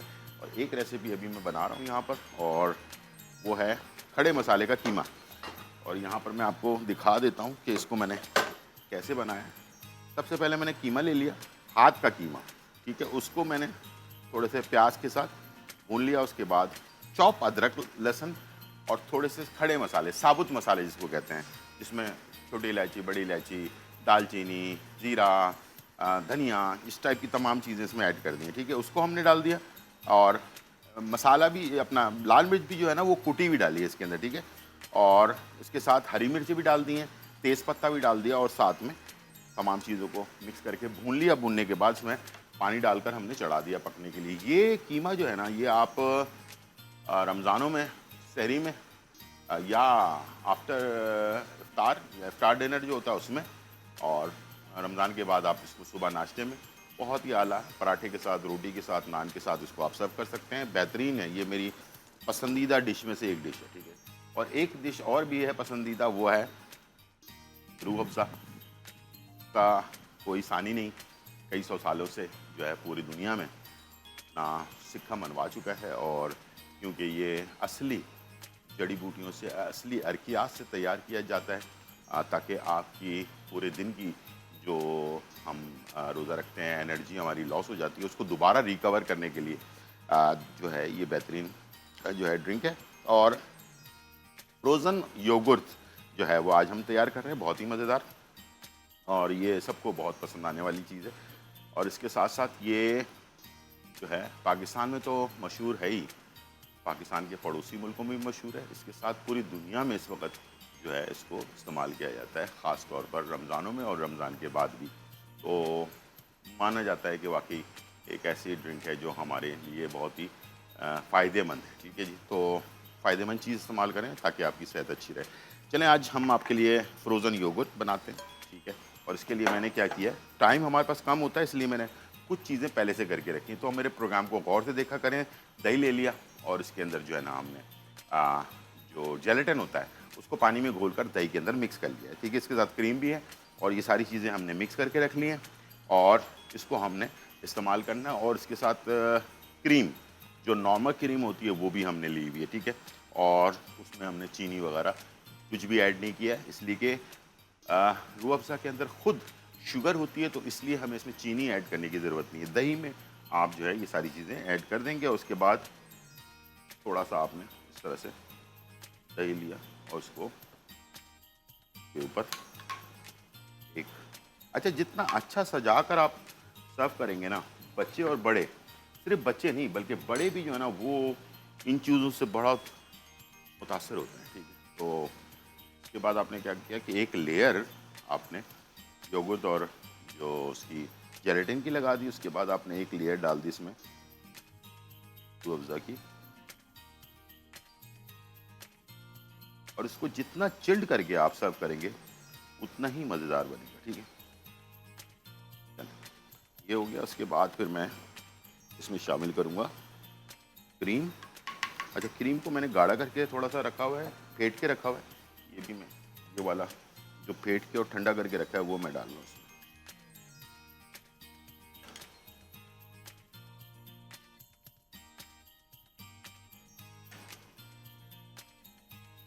اور اس کو جتنا میں نے پھر کہا کہ جتنا ٹھنڈا جتنا چلڈ ہوگا اتنا ہی مزیدار ہوگا. یہ اب میں دوبارہ سے اس پہ ایک دفعہ تھوڑا سا روزہ ایڈ کروں گا.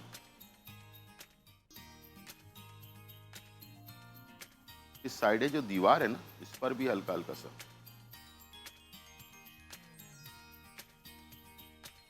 کے بعد پھر دوبارہ سے یوگرٹ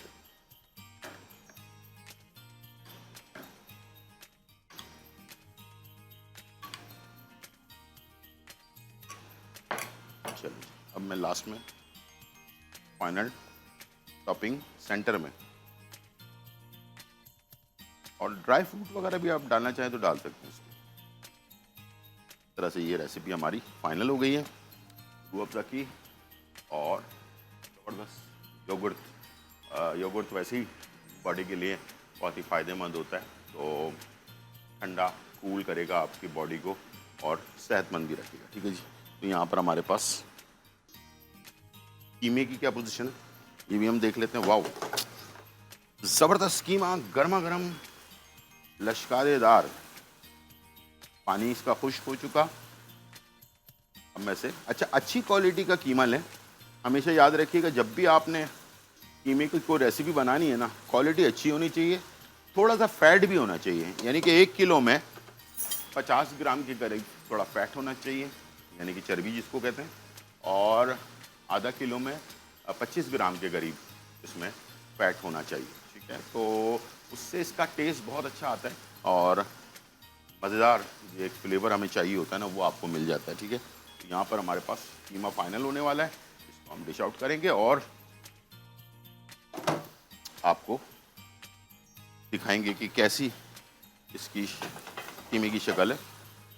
دیکھنے کے بعد آپ کا دل چاہے گا کہ بس گرما گرم جو ہے نا کیا کہتے ہیں پراٹھے ہوں. اور لیکن ابھی آپ نے دماغ میں بھی نہیں سوچنا, بس تھوڑا سا ٹائم باقی ہے افطار کے لیے. اس کے بعد پھر آپ یہ خود بنائیں گھر پہ اور انجوائے کریں.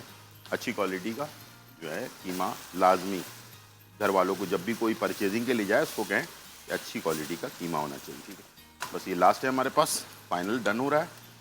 चलें जब तक मैं को डिश आउट भी कर लेता हूँ गर्मा गर्म, और साथ में मैं इसमें डाल रहा हूँ लास्ट में हरा धनिया और थोड़ी सी हरी मिर्चें अगर डाल लें तो बहुत अच्छा इसका फ्लेवर आता है लास्ट में, बिल्कुल जब आप डिश आउट करने से पहले, और करने के बाद इसको कर दें मिक्स, ठीक है।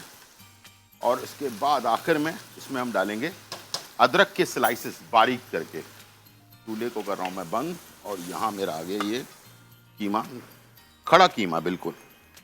इसमें पानी मैंने बिल्कुल नहीं रखा हुआ, ये देखें। अच्छा कलर भी आप देखें, बीफ का कीमा है लेकिन इसका कलर वो जो ब्लैक ब्लैक सा हो जाता है ना, वो नहीं है, ठीक है। इस पे आप डाल लें थोड़ा सा अदरक की स्लाइसेस और मज़े लेकर खाएं। चलें इसको डिश आउट करते हैं।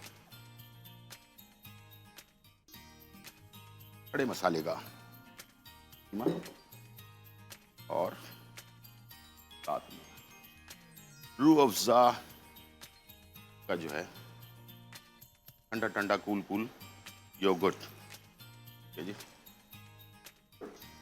चलिए जी आ गया।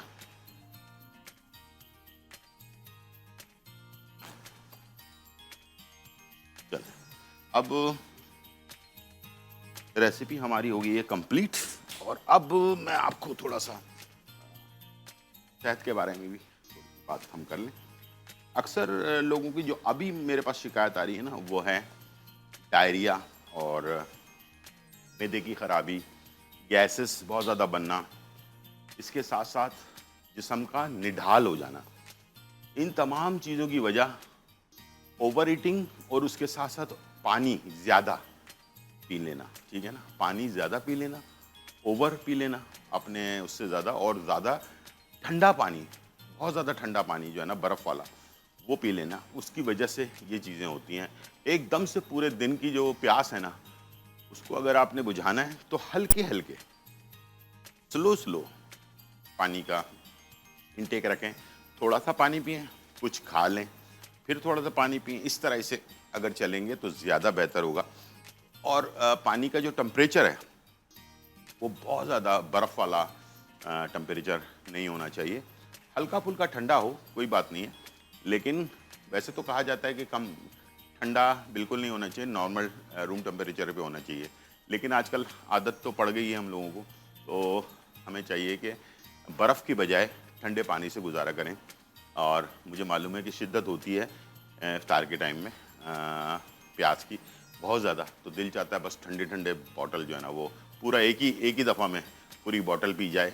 लेकिन ये गलत तरीका है, और इसी से ये सारे मसले मसाइल एकदम से जो हमारे मैदे के अंदर चीज़ जाती है ना वो ठंडी, तो उसको भी नुकसान करती है। दूसरी वजह ऑयली चीज़ें, जैसे पकोड़े हैं, समोसे हैं, हर चीज़ खानी चाहिए। मैं हमेशा इस बात के कायल नहीं हूँ कि ना खाएं, मैं कहता हूँ कि हर चीज़ खाएं, लेकिन मियाना रवि के अंदर रहते हुए उसको अगर आप इस्तेमाल करते हैं, 2-4 पकोड़े खा लिए, एक आध समोसा खा लिया, ये नहीं कि 5-5 समोसे और आधा किलो पकोड़े अगर हम खा लेंगे तो जाहिर बात है उसका नुकसान तो लाजमी मैदे पर होना ही होना है, ठीक है। इसलिए कि वो जो टाइम है ना इफ्तार का, वो आपको पता ही है कि 7 बजे के एंड के टाइम पे होता है, तो सूरज गुरूब हो चुका होता है और रात का टाइम शुरू हो चुका होता है। तो हमारा जो निज़ाम हाज़मा है, हज़म करने की जो सलाहियत है वो स्लो हो जाती है, ठीक है। ये मैंने आपको पहले भी बताया था कि सूरज गुरूब होने के बाद हमारे निज़ाम हाज़मा की सलाहियत स्लो हो जाती है। धूप जब निकली भी होती है तो हमारे निज़ाम हाज़मे की सलाहियत बड़ी भी होती है, तो आप कुछ भी खा लें तो हज़म हो जाता है। तो याद रखिएगा इफ्तार का टाइम होता है बिल्कुल एंड, तो आप कोशिश करें कि थोड़ा थोड़ा करके खाएं, और जो ड्रिंक है या पानी है उसको भी थोड़ा थोड़ा करके अगर आप पिएंगे, हालांकि उतना ही पिएं आप, 2 गिलास पीना है 2 गिलास पिएं, लेकिन एक खट्टे ना पिएं, तो इंशाल्लाह आपकी जो निज़ाम हाज़मा है या मैदे में एकदम मैदा का फूल जाना, गैसेस हो जाना, इस टाइप की चीज़ें इंशाल्लाह नहीं होंगी और आप बिल्कुल फिट रहेंगे, ठीक है। टाइम को मैनेज करके थोड़ा सा नमाज से पहले खा लिया, थोड़ा नमाज के बाद खा लिया, इस टाइप से भी آپ اس کو کر سکتے ہیں. ٹھیک ہے جی, کہیں بھاگے نہیں جا رہا, آپ کا اپنا پیٹ ہے. ٹھیک ہے, تو یہ تھی آج کی ریسیپی اور انفارمیشن. امید ہے آج کا پروگرام آپ کو پسند آیا ہوگا. زندگی رہی تو پھر ملاقات ہوگی. جب تک کے لیے اجازت, اللہ حافظ, بائے بائے. چلو.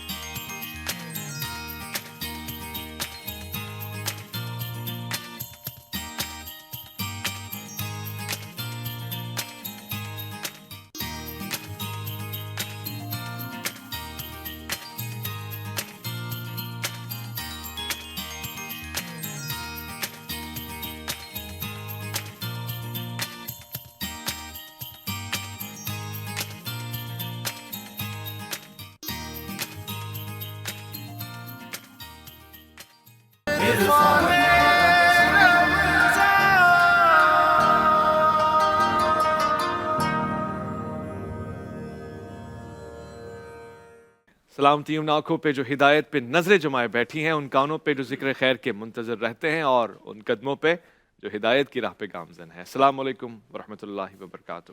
تمام تعریفیں خدائے بزرگ برتر کے لیے جو وحدہ لا شریک, نہ کوئی ثانی نہ کوئی ہمسر. درود لامحدود محبوب رب الودود, راحت العاشقین مراد المشتاقین حضرت محمد مصطفیٰ, آپ کی آل پاک, آپ کے جانثار انصار اور اصحاب ارجمند. خوش آمدید کہوں گا آپ کو الف لام میم میں عرفان رمضان کا یہ خاصہ اور آپ کا دل پسند پروگرام. میں آپ کا میزبان محمد اویس ربانی آج کی اس بزم کو بارونق کر رکھا ہے علماء کی موجودگی نے. میں ان کو خوش آمدید کہوں گا اور اس کے ساتھ ہی بوجھو تو جانے کی جانب بڑھیں گے. ہاں, البتہ یہ ضرور بتانا چاہتا ہوں کہ آج ہم یقیناً بوجھو تو جانے کے بعد الف لام میم میں بہت اہم موضوع کے اوپر بات کرنا چاہتے ہیں. خواہش مند ہیں کہ ان حساس چیزوں پہ بات ہو جو انتہائی اہم ہے اور ہم شاید اس کو توجہ دیتے بھی نہیں ہیں. سنجیدگی درکار رہے گی. آج کے اس پروگرام میں سب سے پہلے خوش آمدید کہنا چاہتا ہوں, میرے لیے باعث فخر ہے آج کی اس خوبصورت سی محفل میں خوبصورتی میں اضافہ فرما رہے ہیں بہت ہی پیارے, شفیق, مہربان, گفتگو میں ایک اعجاز افتخار رکھنے والے اور خاص طور سے حق گوئی کرنے والے, حق بیان کرنے والے بغیر کسی تردد کے, اضطراب کے. میں خوش آمدید کرنا چاہتا ہوں ڈاکٹر قاری ابو انشا خلیل الرحمان جاوید. السلام علیکم ورحمۃ اللہ. وعلیکم السلام ورحمۃ اللہ وبرکاتہ. میں آج کے دوسرے مہمان کو بھی خوش آمدید کہوں گا. دلی لگاؤ ہے, اور صرف مجھے ہی نہیں بلکہ پاکستانیوں کو, ہر اس شخص کو کہ جس میں لا الہ الا اللہ ہے, جس نے ان کی کتاب کا مطالعہ کیا ہوا ہے, جس نے پاکستان سے محبت کا اظہار کیا ہوا ہے, جو اسلام کے نظریات سے بالکل ساتھ پیرلل چلتا ہے, جو تقدس جانتا ہے, جو عظمت جانتا ہے اور جو محبت کرنا اور مودت کرنا جانتا ہے. میں خوش آمدید کرنا چاہتا ہوں آج کے اس پروگرام میں مہمان کی حیثیت سے تشریف فرمائے اسلامی نظریاتی کونسل کے ممبر ہیں ڈاکٹر عمیر محمود صدیقی. السلام علیکم ورحمۃ اللہ. وعلیکم السلام. اور آج ایک اور شخصیت کا میں تعارف کرواؤں گا ہمارے ساتھ تشریف فرمائے, اور مجھے اتنی خوشی ہو رہی ہے, یعنی ایسے لوگ جن کے لیے یہ کہا جائے تو میرے خیال ہے کہ اس کی برابری نہ ہوگی, مگر ایسے لوگوں کی وجہ سے معاشرہ چل رہا ہے. یہ جو نظام ہے نا, اس میں بہتری کا اپنا کردار بخوبی انجام دے رہے ہیں. آپ کا یہ تعارف ایک اور خاص ہے کہ اس کے علاوہ کہ آپ خانقاہی نظام کو جانتے ہیں, اس کے علاوہ کہ بہت سے لوگوں کی عقیدتیں آپ کے دست پہ بوسہ دیتی ہیں, اس کے علاوہ کہ لوگ آپ سے پیار کرتے ہیں, اس کے علاوہ کہ آپ خوش عقیدہ ہیں, اس کے علاوہ کہ آپ دین کی خدمت فرما رہے ہیں, اس کے علاوہ کہ زہد و تقویٰ اور وجیح شخصیت ہونے کا تعارف بھی آپ کو حاصل ہے, مگر جس انداز سے دین کی خدمت کر رہے ہیں, پورنوگرافی کے خلاف, توہین کے خلاف, یعنی جو یہ سب چیزیں جو اس کے لبادے میں کی جاتی ہیں خاص طور سے پاکستان میں, اور پھر اسلام کے نام کو بدنام کرنے کی کوششیں جو ہو رہی ہیں, اس کو بہت بھرپور بہترین انداز سے دیکھ رہے ہیں, مقابلہ کر رہے ہیں علامہ پیر سید شبیر حسین شاہ صاحب. گیلانی صاحب السلام علیکم ورحمۃ اللہ. بہت شکریہ. وعلیکم السلام ورحمۃ میں اللہ. سچ کے دل سے آپ کو آج خوش آمدید کہہ رہا ہوں. مجھے خوشی ہے کہ آپ تشریف فرمائیں. آپ سے انشاءاللہ گفتگو بھی ہوگی. ہم علماء کی اجازت سے چلتے ہیں بوجھو تو جانے کی جانب, اور آج دو پیارے سے لوگ ہمارے ساتھ ہیں. کون ہیں ان سے پوچھتے ہیں. السلام علیکم. وعلیکم السلام ورحمۃ اللہ وبرکاتہ. جی تعارف کروائیں, کہاں سے آئے ہیں؟ میں ٹریول سائڈ سے ایزی اسکولنگ سے محمد محسن خان. محسن خان. اور محسن آپ کے ساتھ؟ وعلیکم السلام. ارمیر افضل فرام ایزی اسکولنگ سسٹم. بھائی واہ, بہت اچھے بچے ہیں سارے. گڈ. تو ہم پھر سٹارٹ کریں بوجھو تو جانے. شخصیت ہمارے پاس ہیں اور کچھ ہی لمحوں میں مفتی محمد زبیر صاحب بھی تشریف فرما ہوں گے, مگر میں چلتا ہوں بوجھو تو جانے کی جانب, اور آج کی شخصیت جو ہیں آپ نے ان تک پہنچنا ہے. 6 منٹ 10 سوالات. آپ کا وقت شروع ہو جاتا ہے. بسم اللہ. کیا یہ شخصیت صحابہ میں سے ہیں؟ جی قاری صاحب کیا जी اصحاب رسول میں سے ہیں؟ جی ہاں ہیں، جواب آیا ہاں. کیا وہ صحابی ہے یا صحابیہ؟ واہ خوبصورت. جی صحابی ہیں یا صحابیہ؟ جی صحابی ہیں. صحابی. کیا وہ عشرہ مبشرہ میں ہے؟ نہیں، اشارہ مبشرہ میں سے نہیں. عشرہ مبشرہ میں سے نہیں. اور میں کیا وہ اہل بیت سے ہیں؟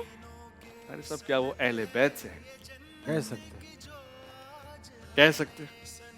क्योंकि चाचा की निस्बत کیا کہتے ہیں कह सकते हैं بچے؟ यानी فرض وہ ہے. معروف نہیں لیکن کہہ سکتے ہیں. قاری صاحب نے فرمایا جو ان کا جواب ہے وہ بتا رہا ہوں کہ کہہ سکتے ہیں، معروف نہیں. اور اس میں ایک ہینڈ بھی ہے، معروف نہیں ہے. نہیں، میرا خیال ہے یوں کہیں کہ عرف میں زیادہ نہیں ہاں ہے. چلو ہاں. ایسا کہیں. وہ یہی عرف میں معروف نہیں. شخصیت تو بہت ہیں ہاں. لیکن عرف میں ہمارے ہاں انہیں اس ہاں طرح. ہاں بالکل صحیح فرمایا. کیا وہ مہاجر میں ہے؟ انصار میں ہے؟ ایک سوال پوچھو نا. انصار انصار. انصار میں نہیں ہے.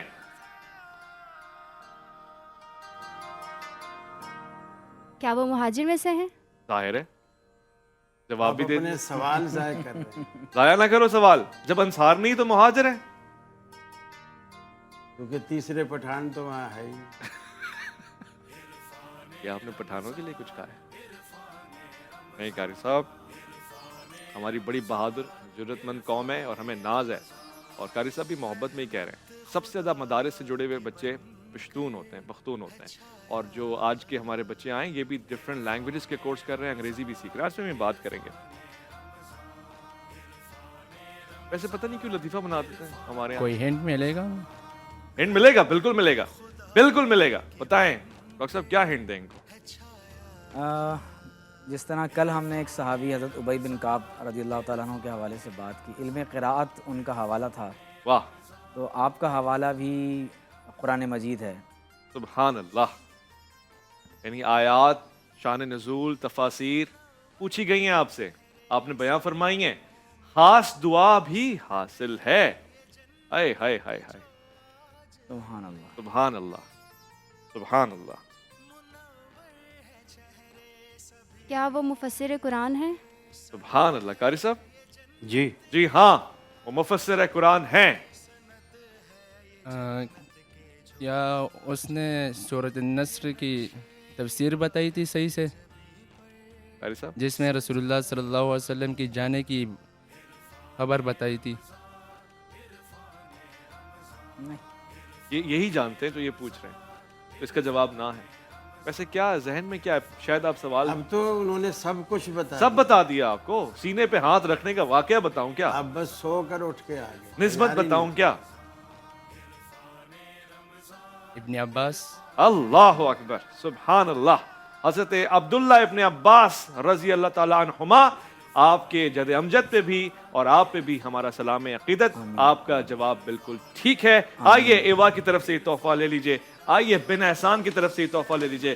آئیے coast way residency and Gwadar کی طرف سے یہ تحفہ لے لیجئے. بڑے بھاری بھرکم تحفے ہیں، انجوائے کیجئے گا. شکریہ آپ کا. تشریف آوری کا. تشریف رکھیں. آپ سے بات چیت ہوگی مگر آج کی شخصیت کو آپ نے پوچھ لیا. میں گزارش کروں گا ڈاکٹر قاری ابو انشا خلیل الرحمان جاوید سے کہ حضرت عبداللہ ابن عباس کی شخصیت پہ ہمیں لے جائیں، آج معرفت کے سفر میں وہاں تک پہنچائیں ہمیں. جزاکم اللہ. رسول اکرم صلی اللہ علیہ وسلم کے بچپن سے ہی تربیت یافتہ ہیں اور آپ صلی اللہ علیہ وسلم نے انہیں خاص دعا دی تھی. اور یہ آپ کا جو علم تفسیر اور قرآن سے محبت اور شفقت اور لگاؤ جو تھا رسول اللہ صلی اللہ علیہ وسلم کی اسی دعا کا نتیجہ تھی. آپ نے فرمایا تھا اللہم علمہ القرآن وفقہہ فی الدین. اے اللہ اسے قرآن کا علم عطا کر دے اور دین کی فہم و فراست اسے عطا کر دے. اور اللہ رب العالمین نے وہ دی. بڑے بڑے جلیل القدر صحابہ قرآن مجید کی تفسیر میں جب کہیں پھنسا کرتے تھے تو حضرت عبداللہ بن عباس رضی اللہ تعالیٰ عنہ اگرچہ کم عمر تھے صحابہ کرام میں سے، جیسے عبداللہ بن عمر تھے اسی طرح یہ بھی، اس کے باوجود اللہ رب العالمین نے رسول اللہ صلی اللہ علیہ وسلم کی دعاؤں کے نتیجے میں آپ کو بہت کچھ نواز رکھا تھا. سبحان اللہ. اور پھر آپ صلی اللہ علیہ وسلم کی جو حضرت میمونہ رضی اللہ تعالیٰ عنہ جو ان کی خالہ تھی، جی ان کے گھر میں وہ رسول اللہ صلی اللہ علیہ وسلم کی چونکہ ازواج مطہرات میں سے ہیں تو اکثر رہنے بھی آ جاتے تھے اور بچپن میں ہی آ جاتے تھے. تو ایک دن رسول اللہ صلی اللہ علیہ وسلم تہجد کے لیے تو آپ روزانہ اٹھا کرتے تھے. جی. ایک دن آپ صلی اللہ علیہ وسلم اٹھے تو آپ نے فرمایا بچہ سو رہا ہے کہ جاگ رہا ہے؟ تو بس ایسا کہنا تھا تو بچہ بھی جاگ گیا. آپ نے وضو کیا، وضو فرمانے کے بعد آپ نے تہجد کے لیے کھڑے ہوئے تو وہ بھی وضو کر کے، جب دو آدمی جماعت کرا رہے ہوں آپس میں تو مقتدی امام کی دائیں جانب کھڑا ہوتا ہے. جی. سبحان اللہ. اب وہ چونکہ بچے تھے تو ان کو مسئلہ معلوم نہیں تھا تو وہ آ کے رسول اللہ صلی اللہ علیہ وسلم کی بائیں طرف کھڑے ہو گئے جس طرف سے کہ امام کھڑا ہوتا ہے. تو رسول اللہ صلی اللہ علیہ وسلم نے حالت نماز میں ہی اس کو کان سے پکڑا یا پیچھے سے کندھے سے قمیض سے کسی چیز کو پکڑا اور اپنے پیچھے سے گھما کے پھر آپ اپنے دائیں طرف لا کر آپ نے کھڑا کیا.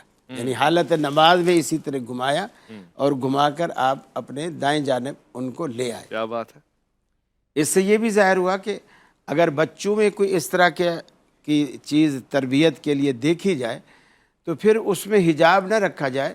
اور رسول اللہ صلی اللہ علیہ وسلم تو تھے ہی تربیت کرنے والے اور آپ کی بعثت کا مقصد ہی انسانیت کی تربیت تھا. سبحان اللہ. تو آپ ہر موقع پر ہر اس پر جہاں بھی ضرورت محسوس فرماتے آپ تربیت فرماتے، چاہے وہ چھوٹے ہوتے چاہے وہ بڑے ہوتے. جی. تو تمام صحابہ کرام عبداللہ بن عباس رضی اللہ تعالیٰ عنہ کو مختلف موقعوں پر رہنمائی لیا کرتے تھے. حضرت یہ جو آخری صورت چھوٹی چھوٹی صورتوں میں جو اذا جاء نصر اللہ والفتح ہے، ان کے بارے میں بڑے جلیل القدر صحابہ تھے اور ان کو حضرت عمر فاروق رضی اللہ تعالیٰ عنہ نے عبداللہ بن عباس کو اپنی شورا میں رکھا ہوا تھا. جی.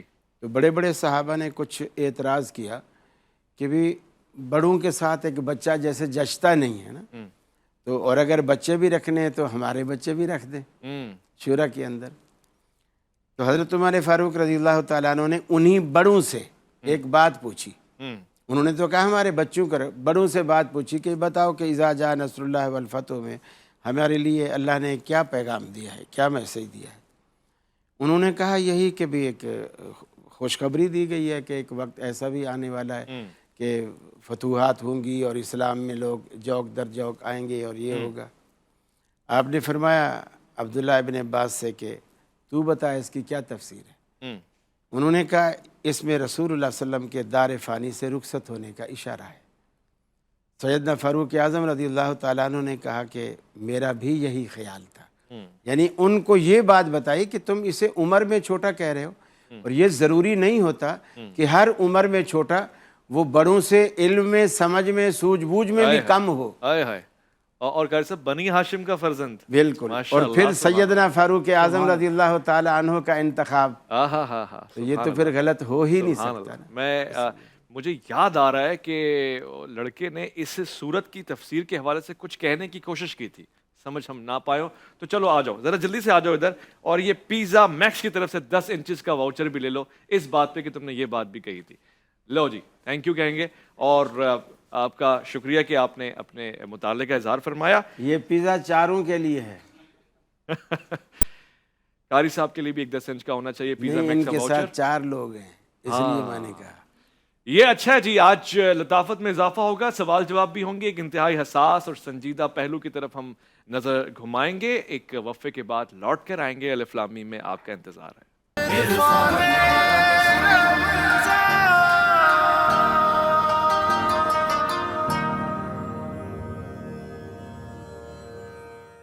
خوش آمدید رضان من. الف لام میم میں آج انتہائی سنجیدہ موضوع ہے. سب سے پہلے میں آپ کو بتاؤں کہ میں آپ ہم سب اس کا شکار ہیں. ہمارا ایسا نظر آتا ہے کہ معیارات کا قبلہ مغرب میں ہی کہیں ہے. ہمارے یہاں فیشن ٹرینڈ وہی بنتا ہے جس کو مغرب بنانا چاہے. ہمارے یہاں تعلیمی نظام بھی ایسا نظر آتا ہے کہ مغرب سے بہت زیادہ متاثر ہے. یہاں تک کہ ہمارے یہاں جسے ہم کہتے ہیں کہ فیسلٹیز یا پھر ہماری ذہنی عیاشی جسے ہم کہتے ہیں کہ جی تھوڑا بہت گھوم پھر لیں دیکھ لیں، اس کا طرز تعمیر بھی مغربی ہی ہے. اور پھر ہمارے قوانین بھی بہت سارے ایسے ہیں جو مغرب کے ساتھ ساتھ چلتے ہوئے نظر آتے ہیں. اب مغرب تو آگے نکل جائے گا, رہ جائیں گے ہم, ہماری نئی نسل, اور نئی نسل ان کی پرانی نسل سے بھی مقابلہ نہیں کر سکتی, کیونکہ جو کاپی کانٹینٹ ہمارے پاس ہے وہ تو بہت پرانا ہے, اس کو تو ایک قدیم زمانے میں بھیجنا چاہیے. آج اسی موضوع پہ بات ہوگی, اور میں ڈاکٹر عمیر صدیقی صاحب کی موجودگی سے, کیونکہ آپ اسلامی نظریاتی کونسل میں بھی ایک کردار نبھا رہے ہیں اور بڑا وہ خوبی انداز سے نبھا رہے ہیں, میں یہ جاننا چاہتا ہوں کہ آج کی نوجوان نسل کا مغربی اقدار کا رجحان انتہائی بڑھتا جا رہا ہے, تیزی کے ساتھ بڑھ رہا ہے, وجوہات کیا ہیں اور اسباب کیا ہیں اور اس کا سدباب کیا ہے؟ بسم اللہ الرحمن الرحیم. اویس بھائی, سب سے پہلے میں آپ کے اس پروگرام کی وساطت سے شدید الفاظ میں مذمت کرنا چاہوں گا کہ آج بیت المقدس میں سحری کے وقت میں اسرائیلی فوجوں نے داخل ہو کر, جوتوں سمیت داخل ہو کر فائرنگ کی اور بچوں پر, عورتوں پر بہت بہیمانہ انداز سے تشدد کیا, جو یقیناً شدید لائق مذمت ہے, اور امت مسلمہ کو جھنجھوڑنے کے لیے یہ کافی ہونا چاہیے. لیکن ہر سال ہم نے یہ دیکھا ہے کہ رمضان المبارک کے مہینے میں اسی طرح سے بیت المقدس کی حرمت کو پامال کیا جاتا ہے. اور قابل افسوس بات یہ ہے کہ آج کا موضوع بھی ہمارا یہی ہے کہ بجائے اس کے کہ مسلمان اس مغربی کلچر سے اپنے آپ کو دور کریں اور دین کے قریب ہو جائیں, بلکہ دیکھنے میں یہ آتا ہے کہ ہم نعوذ باللہ من ذالک ہم مغربی تہذیب کی اس رو میں بہتے چلے جا رہے ہیں. میں یہ سمجھتا ہوں کہ چند بنیادی عقائد ہیں جو ہر کلچر اور سویلائزیشن کے ہوتے ہیں. ہر تہذیب کا ایک نظام العقائد ہوتا ہے. جب تک آپ اس کی میٹا فزکس کو نہیں پہنچیں گے, آپ کبھی بھی اس کلچرل جو نارمز ہیں, جو سویلائزیشن ہیں, آپ کبھی بھی اس کی حقیقت کو نہیں پا سکتے.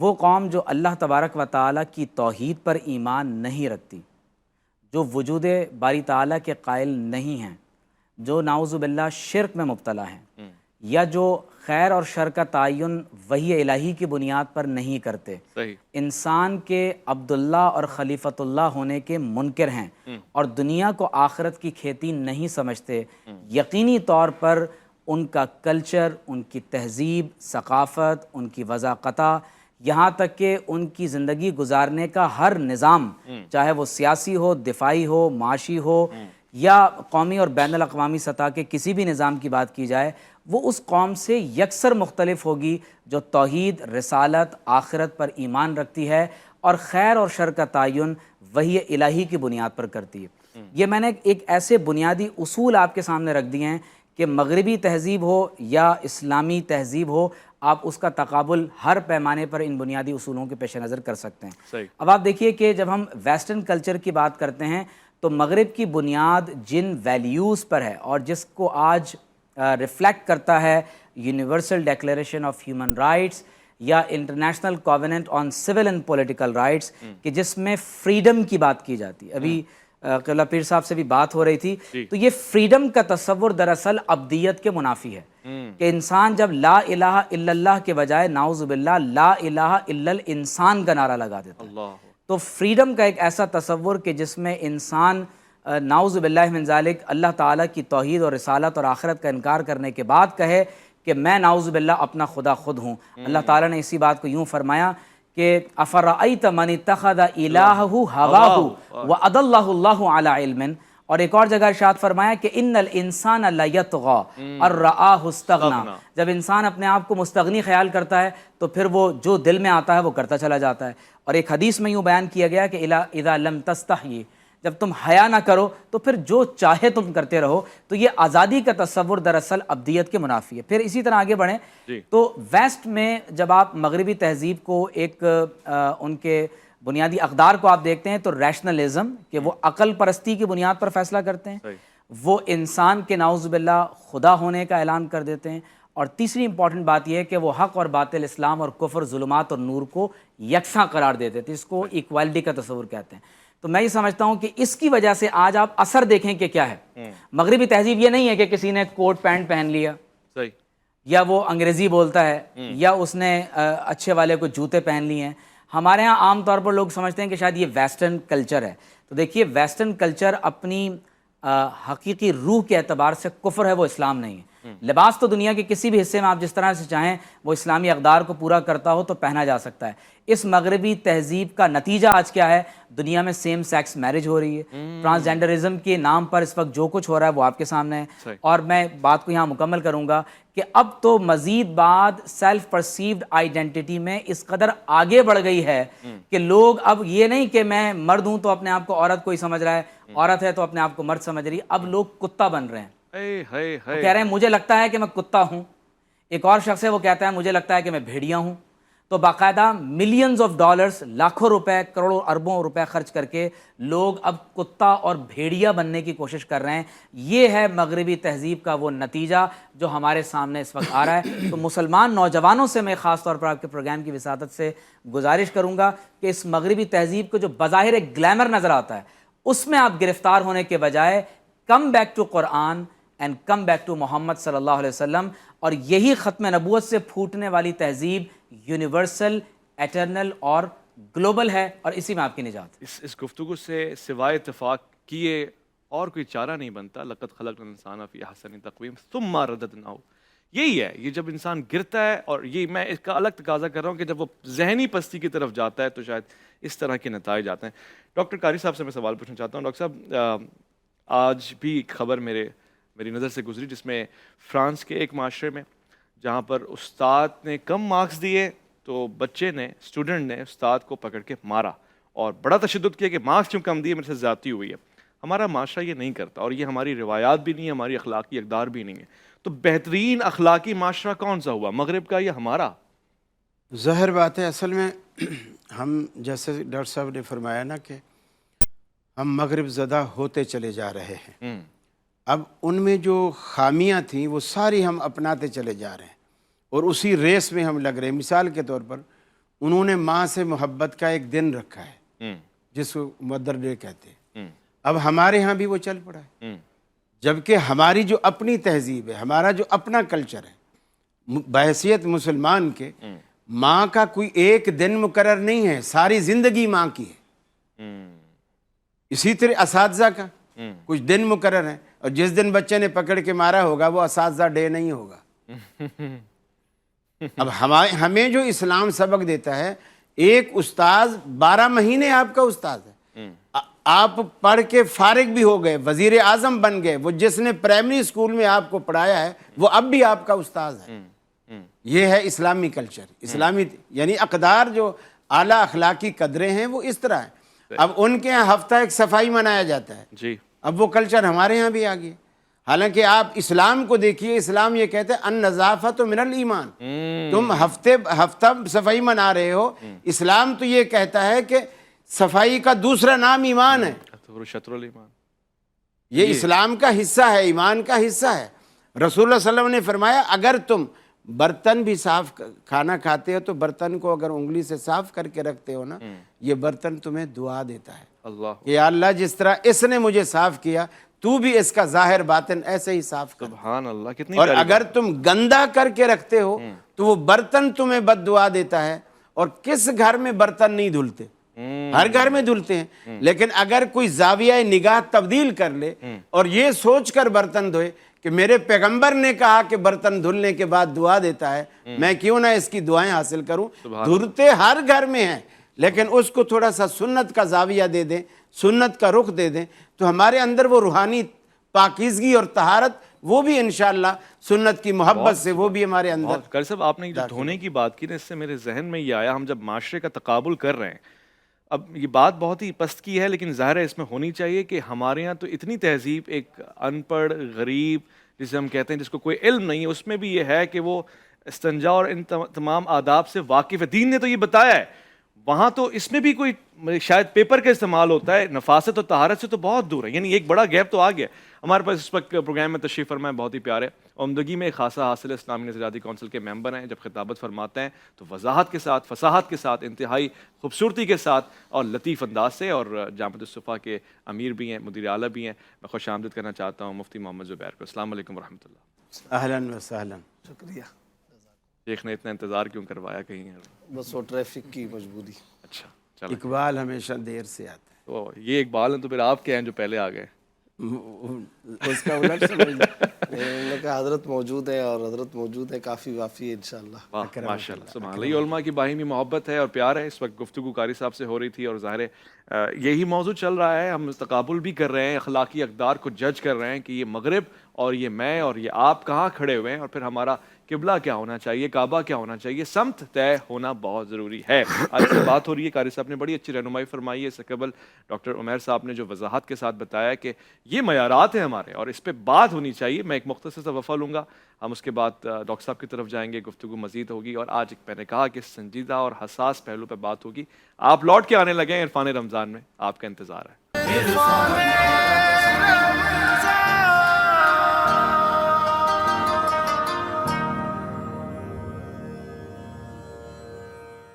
علاج آتش رومی کے سوز میں ہے تیرا، اور تیری خرد پہ غالب ہے فرنگیوں کا فسوں۔ آج اس پہ مقدمہ دائر ہوا ہے اور آج اس مقدمے کی سنوائی ہو رہی ہے۔ یہ میرا اور آپ کا مقدمہ، ہمارے مہذب معاشرے کا مقدمہ جو اس وقت مغرب کی تقلید کر رہا ہے۔ گویا کہ ہم سب ارادتاً یہ کام نہ کر رہے ہوں مگر کر رہے ہیں، دانستاً یا غیر دانستاً یہ کام ہوتا چلا آ رہا ہے۔ اور اس وقت میں نے جیسے عرض کیا کہ پروگرام کو مزید فساد کی طرف لے کے جاؤں گا۔ میں مفتی زبیر صاحب سے سوال پوچھنا چاہتا ہوں۔ صاحب یہ بات تو ہو گئی، آپ سے پہلے یہ گفتگو ہوئی ہے کہ وجہ کیا ہے، اسباب کیا ہے، ہوتا کیوں ہے، مگر مانے نہ مانے مغرب تعلیمی اقدار میں، تدریسی انداز میں ہم سے آگے گیا ہے اور ہم اسی کے کانٹینٹ کو، اسکرپٹ کو ڈسکس کر رہے ہیں، اپنے دائرے میں پڑھا رہے ہیں۔ تو کیوں ہم اس کے برابر جائیں گے، کیوں اس سے آگے جائیں گے؟ ہم تو پیچھے رہ جائیں گے۔ فرق کیا ہے اس میں اور ہم میں؟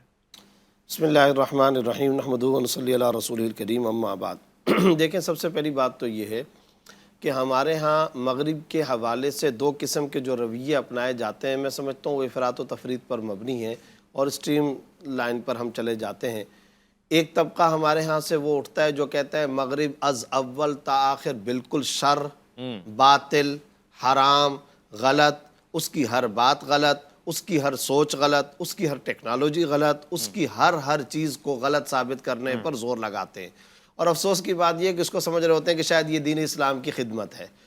اچھا، ایک اور طبقہ ہے جو ہمارے کچھ لبرلز اور کچھ سیکولر دوستوں کا، وہ اس قدر ان کا چارم معاشرے اور سوسائٹی میں پیش کرتے ہیں کہ اگر تم لوگوں نے ترقی کرنی ہے تو تمہیں مکمل طور پر ان کے رویے اور طریقے اختیار کرنے ہوں گے۔ تو یعنی ایک نے ان کو مکمل خیر ہی خیر، دوسرے نے ان کو مکمل شر ہی شر قرار دیا۔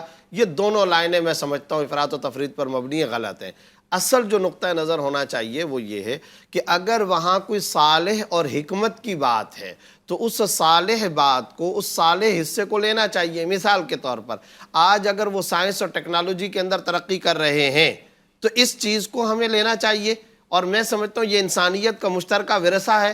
آج اگر ویسٹ کے لوگوں کے پاس یہ چیز آئی ہے تو ایک زمانہ تھا کہ ہم اس کے بانی مبانی تھے، ایک زمانہ تھا کہ ہم سے یہ ساری چیزیں شروع ہوئی تھیں، اور اس کی ایک طویل ترین فہرست ہے۔ اس مختصر پروگرام میں اس کا وقت نہیں ہے کہ ہم ان تمام کے تمام سائنسدانوں کے نام بتائیں، فلکیات میں کس نے اپنا کردار پیش کیا، بھاپ میں کس نے پیش کیا، میڈیسن میں کس نے پیش کیا، کھانے پینے کی مشروبات، کافی، چائے، ترکی، اس طرح آپ کے کیمرے میں، جی یہ کس نے پیش کیا، اس کی طویل فہرست کے اندر نہیں جاتے۔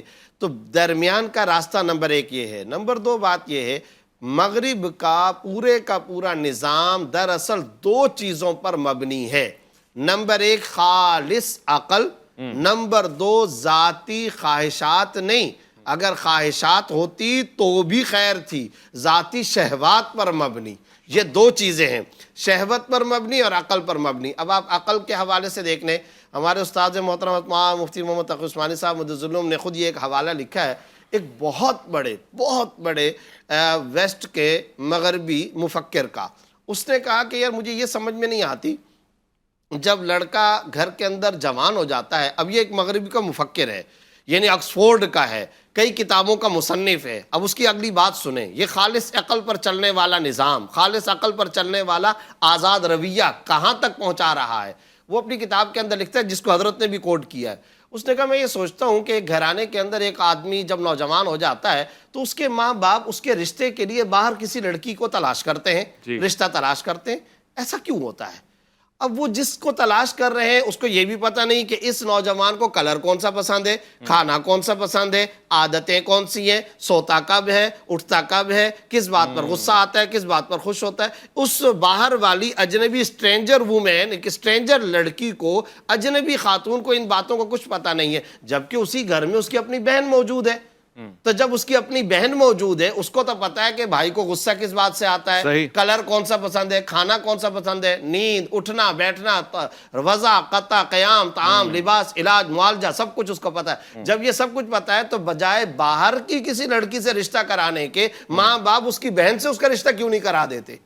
یہ مغرب کا مفکر اپنی کتاب میں لکھ رہا ہے، جس کو حضرت کوٹ کر رہے ہیں. اب آپ بتائیے یہ بات کس وجہ سے پیدا ہوئی؟ خالص عقل کے اعتبار سے اگر دیکھیں تو شاید اس کے دلائل کے اندر آپ کو کچھ وزن بھی لگ رہا ہوگا، یہ خالص عقل کی بات کر رہا ہوں. لیکن کیا ہماری اقدار، اسلامی اقدار، وحی پر مبنی تعلیمات اس کا تصور بھی پیدا کر سکتی ہیں؟ ہرگز نہیں، اس کا تصور بھی نہیں ہو سکتا. آج میری سوسائٹی اور معاشرے کا بھائی اویس ربانی صاحب لبرل سے لبرل، سیکولر سے سیکولر بھی اگر کوئی آدمی ہو جو شاید عید کی نماز بھی نہ پڑھتا ہو، نام کا مسلمان ہو، مردم شماری کے رجسٹر کا مسلمان ہو، مذہب کے خانے کا مسلمان ہو، اس کا اسلامی تعلیمات و اقدار سے کسی قسم کا کوئی لینا دینا بھی تعلق نہ ہو، مجھے بتائیے کیا وہ اس بات کو پسند کرے گا؟ تصور بھی کر سکتا ہے کہ میں اپنی بہن سے اس طرح کا رشتہ قائم کروں یا میں اپنی بہن سے نکاح کروں؟ تصور بھی نہیں ہے. تو اس سے یہ پتا چلا کہ وہ چلتے ہیں خالص عقل پر، ہم چلتے ہیں وحی کی بنیاد پر. دوسرے نمبر پر میں نے ایک لفظ استعمال کیا تھا، خواہشات پر مبنی نظام مغربیت ہوتا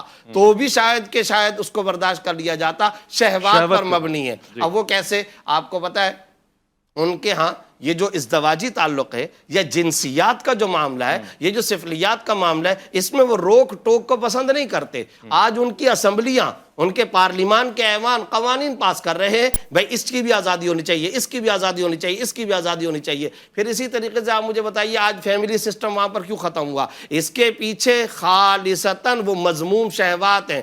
کیوں؟ بوڑھے والد کی نجاست اٹھانا. ٹھیک ہے، یہ انسانی طبیعت کی میل تو نہیں کھاتی نا. انسان تو نہیں چاہتا کہ میں اپنی بوڑھی اماں کے پیر دباؤں، انسان تو نہیں چاہتا میں اپنے دادا جان کی خدمت کروں، اپنے نانا جان کی خدمت کروں، اپنی بوڑھی بزرگ پھوپھی کے ہاتھ چوموں. انسان کی طبیعت تو یہ نہیں ہے، فطرت تو نہیں ہے.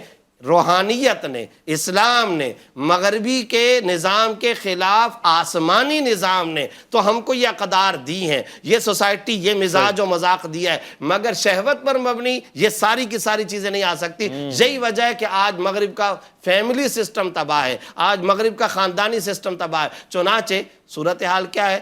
عید پر وہ بلاتے ہی رہ جاتے ہیں ان کے ماں باپ، پیسے ادا کیے جاتے ہیں مسکراہٹ کے بدلے کے اندر، قیمت پے کی جاتی ہے. اور بہت زیادہ اگر کوئی وفادار بیٹا ہوگا تو وہ وفادار بیٹا یہ کہے گا ہاں اب میرے بوڑھے باپ کو تم دفنا بھی دو، میرے اکاؤنٹ کو آپ یہاں سے ڈائریکٹ کر دینا، وہاں پر پھولوں کا گلدستہ قبر پہ چڑھا دینا، میرے پاس آنے کا ٹائم نہیں ہے. یہ ہے زمین و آسمان کا، یہ زوال ہے اور یہ انسانی اقدار کا زوال ہے. مفتی صاحب سے اتفاق کرتے ہوئے ایک نقطہ میں نے کہیں دیکھا ہے کہ اس میں کچھ تبدیلی بھی ہے یا پھر میری سمجھ کے لیے ہے.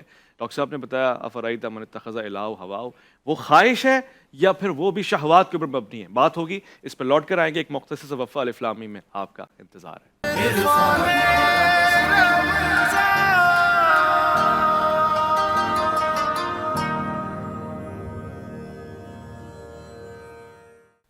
پرانی سیاست گری خور ہے، زمیں میر و سلطان سے بیزار ہے.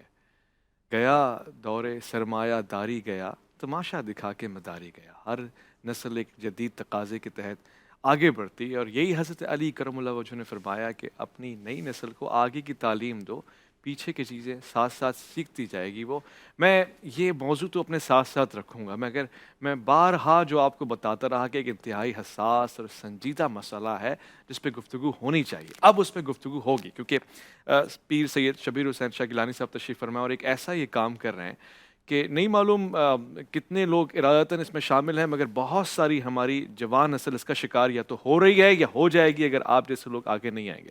شاہ صاحب یہ کیا کام ہے، کس طرح سے آپ خدمت فرما رہے ہیں، اور پھر توہین کا معاملہ اور پھر اپنے جسم کے اوپر اور مقدسات یہ نام لکھنا گر نہیں گئی ہے ہماری مزاج اور ہماری سوچ؟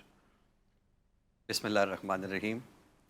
اب دیکھیے کہ علامہ اقبال رحمۃ اللہ علیہ نے آج سے تقریباً 100 سال پہلے ایک بات کی طرف اشارہ کیا تھا کہ یہ جو شر کی طاقتیں ہیں یہ مسلمانوں کا رشتہ حضور تاجدار کائنات سے کاٹنا چاہتے ہیں، اور وہ جو رستہ اختیار کر رہے ہیں وہ رستہ یہ ہے کہ وہ فاقہ کش جو موت سے ڈرتا نہیں ذرا، ہائے ہائے، روح محمد اس کے بدن سے نکال دو۔ اور یہ روح کس طرح نکالنی ہے وہ بھی علامہ نے ذکر کیا کہ فکر عرب کو دے کے فرنگی تخیلات، اسلام کو حجاز و یمن سے نکال دو۔ تو یہ ہم دیکھتے ہیں کہ ماڈرنائزیشن کے نام پر، جدیدیت کے نام پر، آزاد خیالی کے نام پر اس وقت ہمارے معاشرے میں یہی کچھ ہو رہا ہے کہ فکر عرب کو فرنگی تخیلات کے ذریعے اسلام کو یہ یمن سے، حجاز سے نکالنے کی کوشش ہو رہی ہے۔ اس وقت ہم دیکھتے ہیں کہ امت مسلمہ کے لیے بہت سارے مسائل ہیں، بڑے بڑے چیلنجز ہیں، اور ان میں سے ایک بڑا چیلنج بے حیائی کا ہے، اور بات بے حیائی تک رہتی تو وہ بھی قابل برداشت نہیں تھی، لیکن اب یہ معاملہ بے حیائی سے آگے گزر کر یہ بلاسفیمی تک، گستاخی تک پہنچ چکا ہے۔ اور عام طور پہ جب ہم گستاخی کی بات کرتے ہیں تو سننے والے کے ذہن میں یہی بات آتی ہے کہ کسی نے کوئی غیر معتاد جملہ کہہ دیا ہوگا، کسی نے کوئی تحریر لکھ دی ہوگی، یا کسی اقلیت نے کوئی ایسا کام کر دیا ہوگا، یورپ میں کچھ ہو گیا ہوگا۔ لیکن یہ جو گستاخی ہے یہ اس سے کئی ہزار گنا زیادہ سنگین ہے کہ انسانی جسم کے وہ اعضاء جن کا ہم کسی جگہ بیٹھ کے نام بھی اپنی زبان پر نہیں لاتے، ان اعضاء پر مقدس ترین ہستیوں کے نام لکھے جاتے ہیں، پھر بدکاری کی جاتی ہے، اس کی ویڈیوز، تصویریں بنتی ہیں، اور پھر انہیں مخصوص اپلیکیشنز کے ذریعے، مخصوص ویب سائٹس پر بلاسفیمی کے گروپوں میں پھیلایا جاتا ہے، اور اس کے ذریعے نئی نسل کو یہ اس دلدل میں دھکیلا جا رہا ہے۔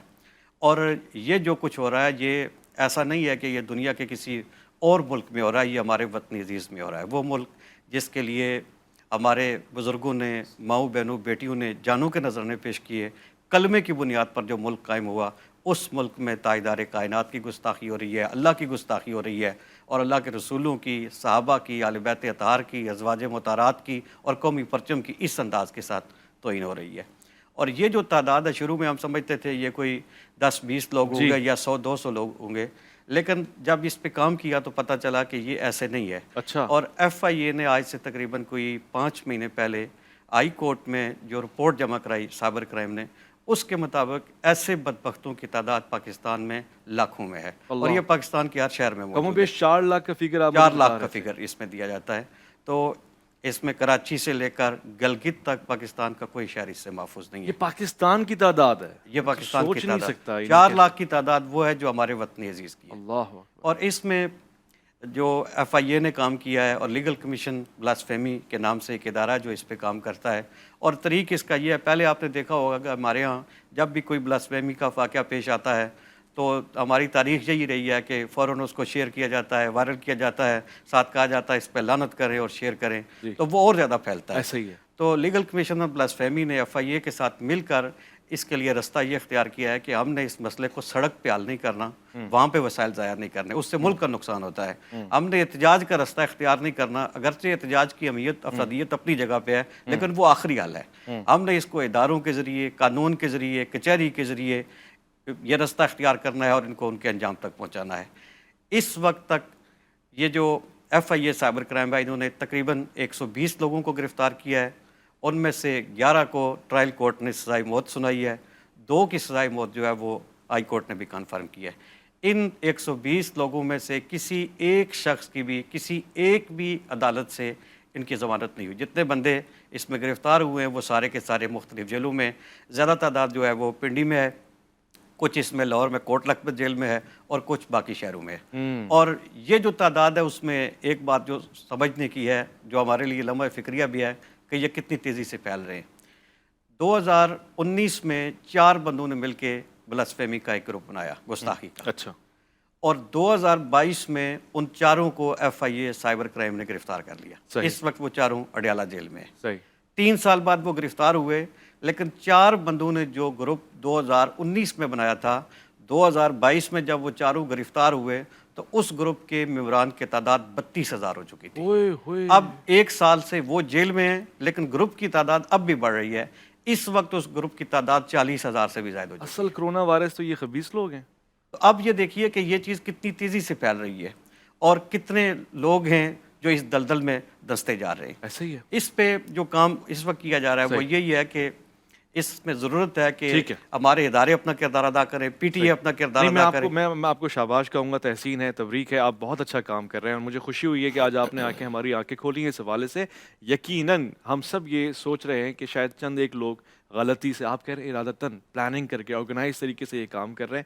11 افراد کو پھانسی بھی ہوئی ہے اس سلسلے میں، آپ نے بتایا. ٹرائل میں آگے کورٹ نے سزا سنائی. چلنا چاہتا ہوں ہمارے ساتھ ڈاکٹر صاحب. آپ اس کے علاوہ جو ہمارا آج موضوع بھی چل رہا ہے وہ اس سے ربط رکھتا ہے، جوڑ رکھتا ہے، تسلسل بھی اسی بات کا ہے کہ ہمارے ہاں اور مغربی اقدار میں یکسر ایک اختلاف پایا جاتا ہے، یعنی مختلف انداز ہے. مثلا اصول یہ ہے کہ اصول کی تمام جدید طریقہ کار مغرب کے مفید ہیں اور ان کو استعمال کرنا چاہیے، یہ سب اس پہ اتفاق کرتے ہیں، مگر جو نقطہ قرآن و سنت کا ہے وہ اس سے اختلاف رکھتا ہے. جدید طریقہ کار کا استعمال اور ہمارا مزاج یہ الگ الگ ہے. مزاج تو خیر الگ ہیں، ظاہر بات ہے، اس میں تو کوئی دو رائے نہیں ہے، لیکن اس کا علاج وہی ہے جو رسول اکرم صلی اللہ علیہ وسلم نے اختیار فرمایا. وہ علاج یہ ہے، یہ چیزیں پیدا اس لیے ہوتی ہیں کہ سب سے پہلے جب ہمارے دلوں کے اندر اللہ رب العالمین کا تصور، اس کا ڈر، اس کا خوف، اس کی ذات کا ہونا، وہ تصور جب معدوم ہو جاتا ہے ایک مسلمان کے دل میں، پھر وہ کہیں کبھی نہیں رہتا. نبی رحمت صلی اللہ علیہ وسلم نے مکے کے اندر 2 کام کیے پورے 13 سال تک. کوئی حج، کوئی جہاد، کوئی عمرہ، کوئی شادی کے مسائل، جناز، کچھ نہیں سکھلائے. 13 سال تک صرف 2 کام کیے. لوگوں کو ایک یہ بتایا کہ تمہارا رب ایک ہے، صحیح، خالق، مالک، رازق، سب کچھ وہی ہے. دوسرا یہ تصور مضبوط کیا 13 سال تک کہ تم نے مرنا ہے اور مرنے کے بعد ایک بڑی عدالت کے اندر اللہ کے سامنے تم نے پیش ہونا ہے. یہ وہ تصور تھا جو انسان کو برائی سے روکتا ہے، کیونکہ یہ جب ڈر ہونا کہ میں نے ایسی جگہ پیش ہونا ہے، میری بے عزتی ہوگی، مجھے سزا ملے گی، میرا یہ ہو. اب ہم اتنے نڈر ہو چکے ہیں، یعنی CCTV کیمرہ سے ہم ڈرتے ہیں، اللہ سے نہیں ڈرتے. اگر دیوار پہ لکھا ہوا ہو اور 500 کا نوٹ پڑا ہوا ہو اور ہم جا رہے ہوں، وہاں ہماری نگاہ پڑ جائے کہ لکھا ہوا ہے کہ کیمرے کی آنکھ تمہیں دیکھ رہی ہے، تو میں وہ نوٹ نہیں اٹھاؤں گا، اس لیے کہ بھی ہو سکتا ہے کسی نے مجھے بدنام کرنے کے لیے ڈالا ہو. اور اگر آگے چل کر یہ لکھا ہو کہ خبردار اللہ تمہیں دیکھ رہا ہے، کسی کو پرواہ ہی نہیں ہوتی. خوف خدا اگر ہوگا تو، اس لیے کہ وہ تصور ہمارے دل سے نکل گیا. اور رسول اللہ صلی اللہ علیہ وسلم نے اصلاح کا جو پہلو اپنایا وہ یہی سب سے پہلی چیز تھی کہ پہلے اللہ رب العالمین کا تصور مضبوط کیا جائے، پھر آخرت کا تصور. اب آپ دیکھیں نا کہ ابو سفیان ایک موقع پر رسول اللہ صلی اللہ علیہ وسلم کے سامنے ایک بوسیدہ قبرستان سے ایک ہڈی لے کر آئے، اور اس نے آ کر ابھی یعنی وہ ایمان نہیں لائے، اس وقت کی بات ہے، آپ کے سامنے آ کر اس نے ایسے مسلا ہڈی کو انگلیوں سے، اور وہ ہڈی ریزہ ریزہ ہو کر زمین پہ گرنے لگی. اور جھٹ سے اس نے ایک سوال کیا، میں یحیی العظام وہی رمیم، قل یحیی الذی انشأ اول مرۃ، کہ آپ ہر روز ہمیں یہی کہتے ہو کہ دوبارہ زندگی ہے. اتنی پرانی ہڈی جو انگلیوں کے مسلنے سے راکھ بن چکی ہے، خاک بن چکی ہے، اس کو بھلا کون زندہ کرے گا؟ اللہ تبارک و تعالیٰ نے فوراً جبریل کو بھیجا اس سے پہلے کہ آپ کچھ جواب دیں. جبریل جاؤ ہماری طرف سے جواب دو. رسول اللہ صلی اللہ علیہ وسلم سے کہو قل، کہ انہیں جواب دو، یحیی الذی انشأ اول مرہ، کہ بدبختو تمہیں پہلی مرتبہ جب تمہارا ڈھانچہ نہیں تھا، خاکہ نہیں تھا، تمہارا نام نہیں تھا، تمہارا یہ جسم کا کچھ بھی حصہ نہیں تھا، اس نے تمہیں پیدا کیا. اس پہ تو تمہیں تعجب نہیں ہو رہا. اب تمہارا سب کچھ موجود ہے اور دوبارہ وہ تمہیں پیدا کرے گا، اس پہ تمہیں تعجب ہے. تو یہ آخرت کا تصور جو ہمارے دل سے نکل گیا ہے، ہمیں اللہ کی دربار میں پیشی کا خوف ہی نہیں ہے. اور جب وہ خوف نہیں تو پھر ہمیں گناہ پر جرأت ہوتی ہے. وہ قرآن کیا کہہ چکا، اللہ تعالی انسانی حین من دہر لم یکن شیئا، کیا اوقات تھی، اور پھر اس پہ افتخار اور پھر اس پہ غرور اور تکبر، اور پھر یہ کہ اپنی رب کو بھول جائے، اور یہ بھی کہ اسی کی طرف لوٹ کے جانا ہے، اور اس کے باوجود ہمارا مزاج.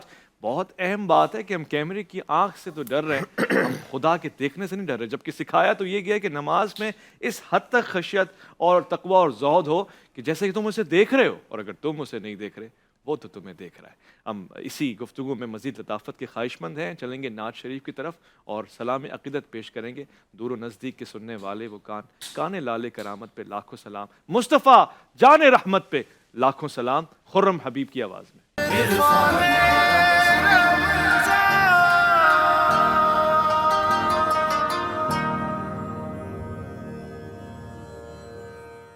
ہاں جی یہ سچ ہے، خیرہ نہ کر سکا مجھے جلوے دانش فرنگ، سرما ہے میری آنکھ کا خاک مدینہ و نجف۔ یہ اقبال ہے کہ جس کو اقبال حاصل تھا، شعور کی آنکھ کھلی ہوئی تھی، وہ بصارت کے ساتھ ساتھ بصیرت سے بھی کام لے رہا تھا، تو اس نے اس تہذیب کو دیکھنے کے بعد یہ نتیجہ نکالا، اور اس نے کہا کہ یہ تہذیب اپنے خنجر آپ خودکشی کر لے گی، شاخ نازک پہ جو آشیانہ بنے گا ناپائیدار ہوگا، اخلاقی اقدار اگر گر جائیں وہ معاشرہ تعمیر ہو ہی نہیں سکتا۔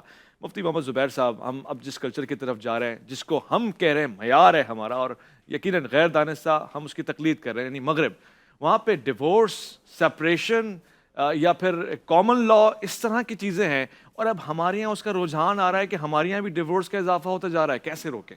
دیکھیں سب سے پہلی بات تو یہ کہ جس طرح کا ہم متاثر ہونے کا مزاج رکھتے ہیں، خدا را سب سے پہلے ہمیں وہ تأثر ختم کرنا چاہیے۔ ہم یہ سمجھتے ہیں کہ وہ چونکہ ظاہری چکا چوند، مادہ پرستی، ظاہری طور پر نیلی پیلی ترقی، ظاہری طور پر روشنیاں، تو ہم اس سے متاثر ہوتے ہیں۔ بنیادی بات جو نقطے کی ہے، جو خود حدیث کے اندر بھی آئی ہے کہ اگر حکمت کی بات ہو، کہیں پر بھی ہو، مومن حقدار ہے وہ اس کو لے لے، لیکن اس کے علاوہ جتنا بھی فساد، جتنا بھی خرابی کا مواد، وہ ہم وہاں سے کیوں لیں؟ اب آپ یہ دیکھیں پورے مغرب کے اندر نانی کوئی نہیں ہے، پھوپھی کوئی نہیں ہے، خالہ کوئی نہیں ہے، دادا کا کوئی تصور نہیں، نانے کا کوئی تصور نہیں۔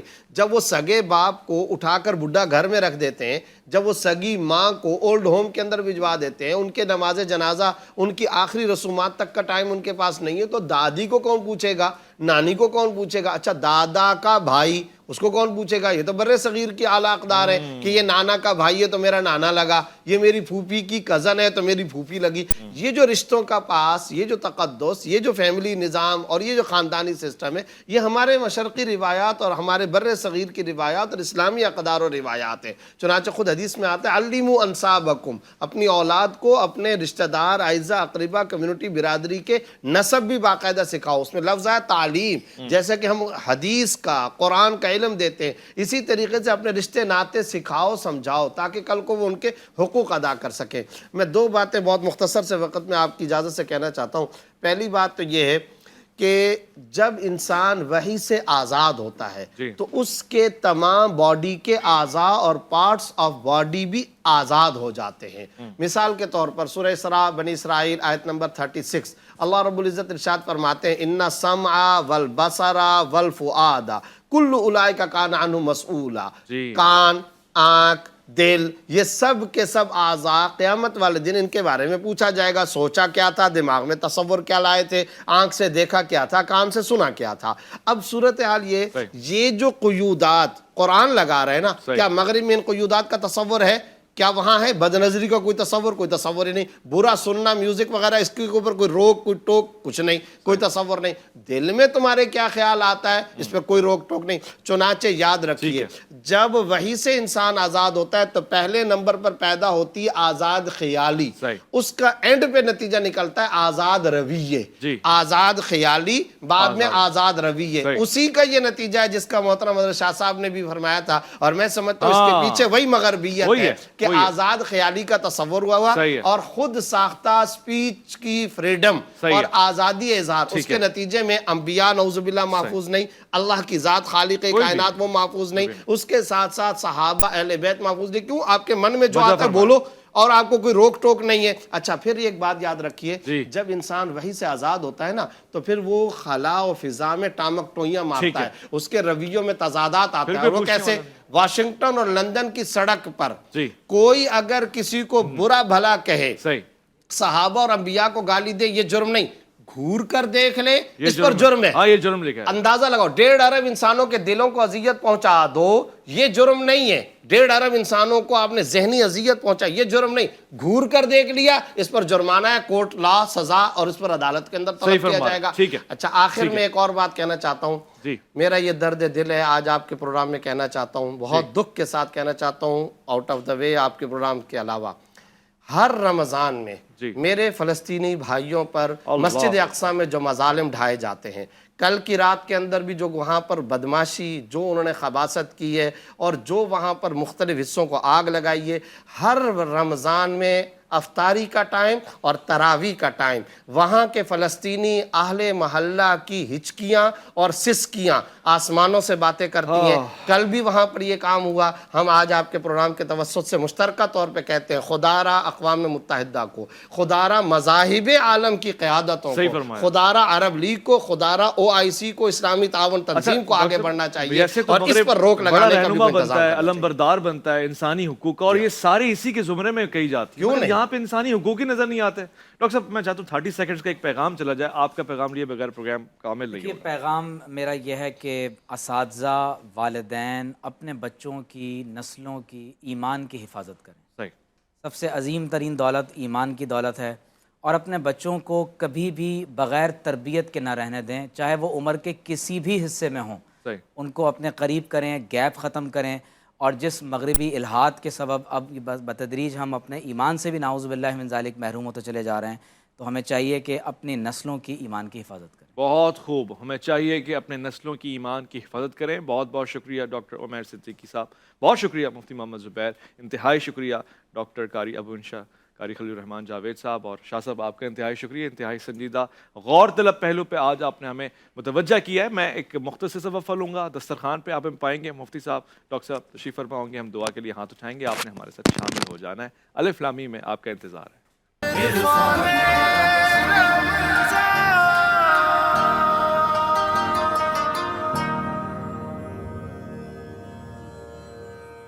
آمین یا رب العالمین. اللہم ارزقنا ایمانا صادقا ولسانا ذاکرا وقلبا خاشعا وبدنا صابرا وعلما نافعا ورزقا واسعا وعملا متقبلا وتوبة نصوحا وصلی اللہ علی خیر خلقہ محمد وآلہ وصحابہ اجمعین. آمین یا رحمت العالمین. ذرا آج کے دسترخوان پہ خوبصورتی ہے، نعمتیں ہیں، اور اس کا شکریہ ادا کرنا واجب ہے. آج خوبصورتی میں اضافہ کیا ہے ہمیشہ کی طرح کوک نے، جس کا یہ کہنا ہے کہ روزہ ہی نہیں بلکہ دل بھی کھولو.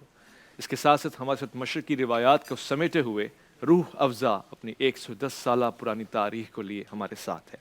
ٹینگ کا ساتھ ابھی تک نہیں چھوٹا، اور ٹینگ ہمارے ساتھ ہے ہماری ہر نسل کی افزائش میں، وائٹامنز ہوں یا پروٹینز یا دیگر صلاحیتیں. ٹینگ کا رشتہ دوستی کا رشتہ ہے اور بہت پیارا ہے. فروٹ سبزی آج بھی fruit اور sabzi.pk کی ہے، اور اس کی اپلیکیشن کا بھی استعمال، اس کی ویب سائٹ کا بھی استعمال ہو رہا ہے، اور یہ تعاون انشاءاللہ جاری و ساری رہے گا. اور انتہائی رمضان تک آپ ہمارے دسترخوان پہ fruit sabzi.pk سے استفادہ ہوتا ہوا دیکھتے رہیں گے.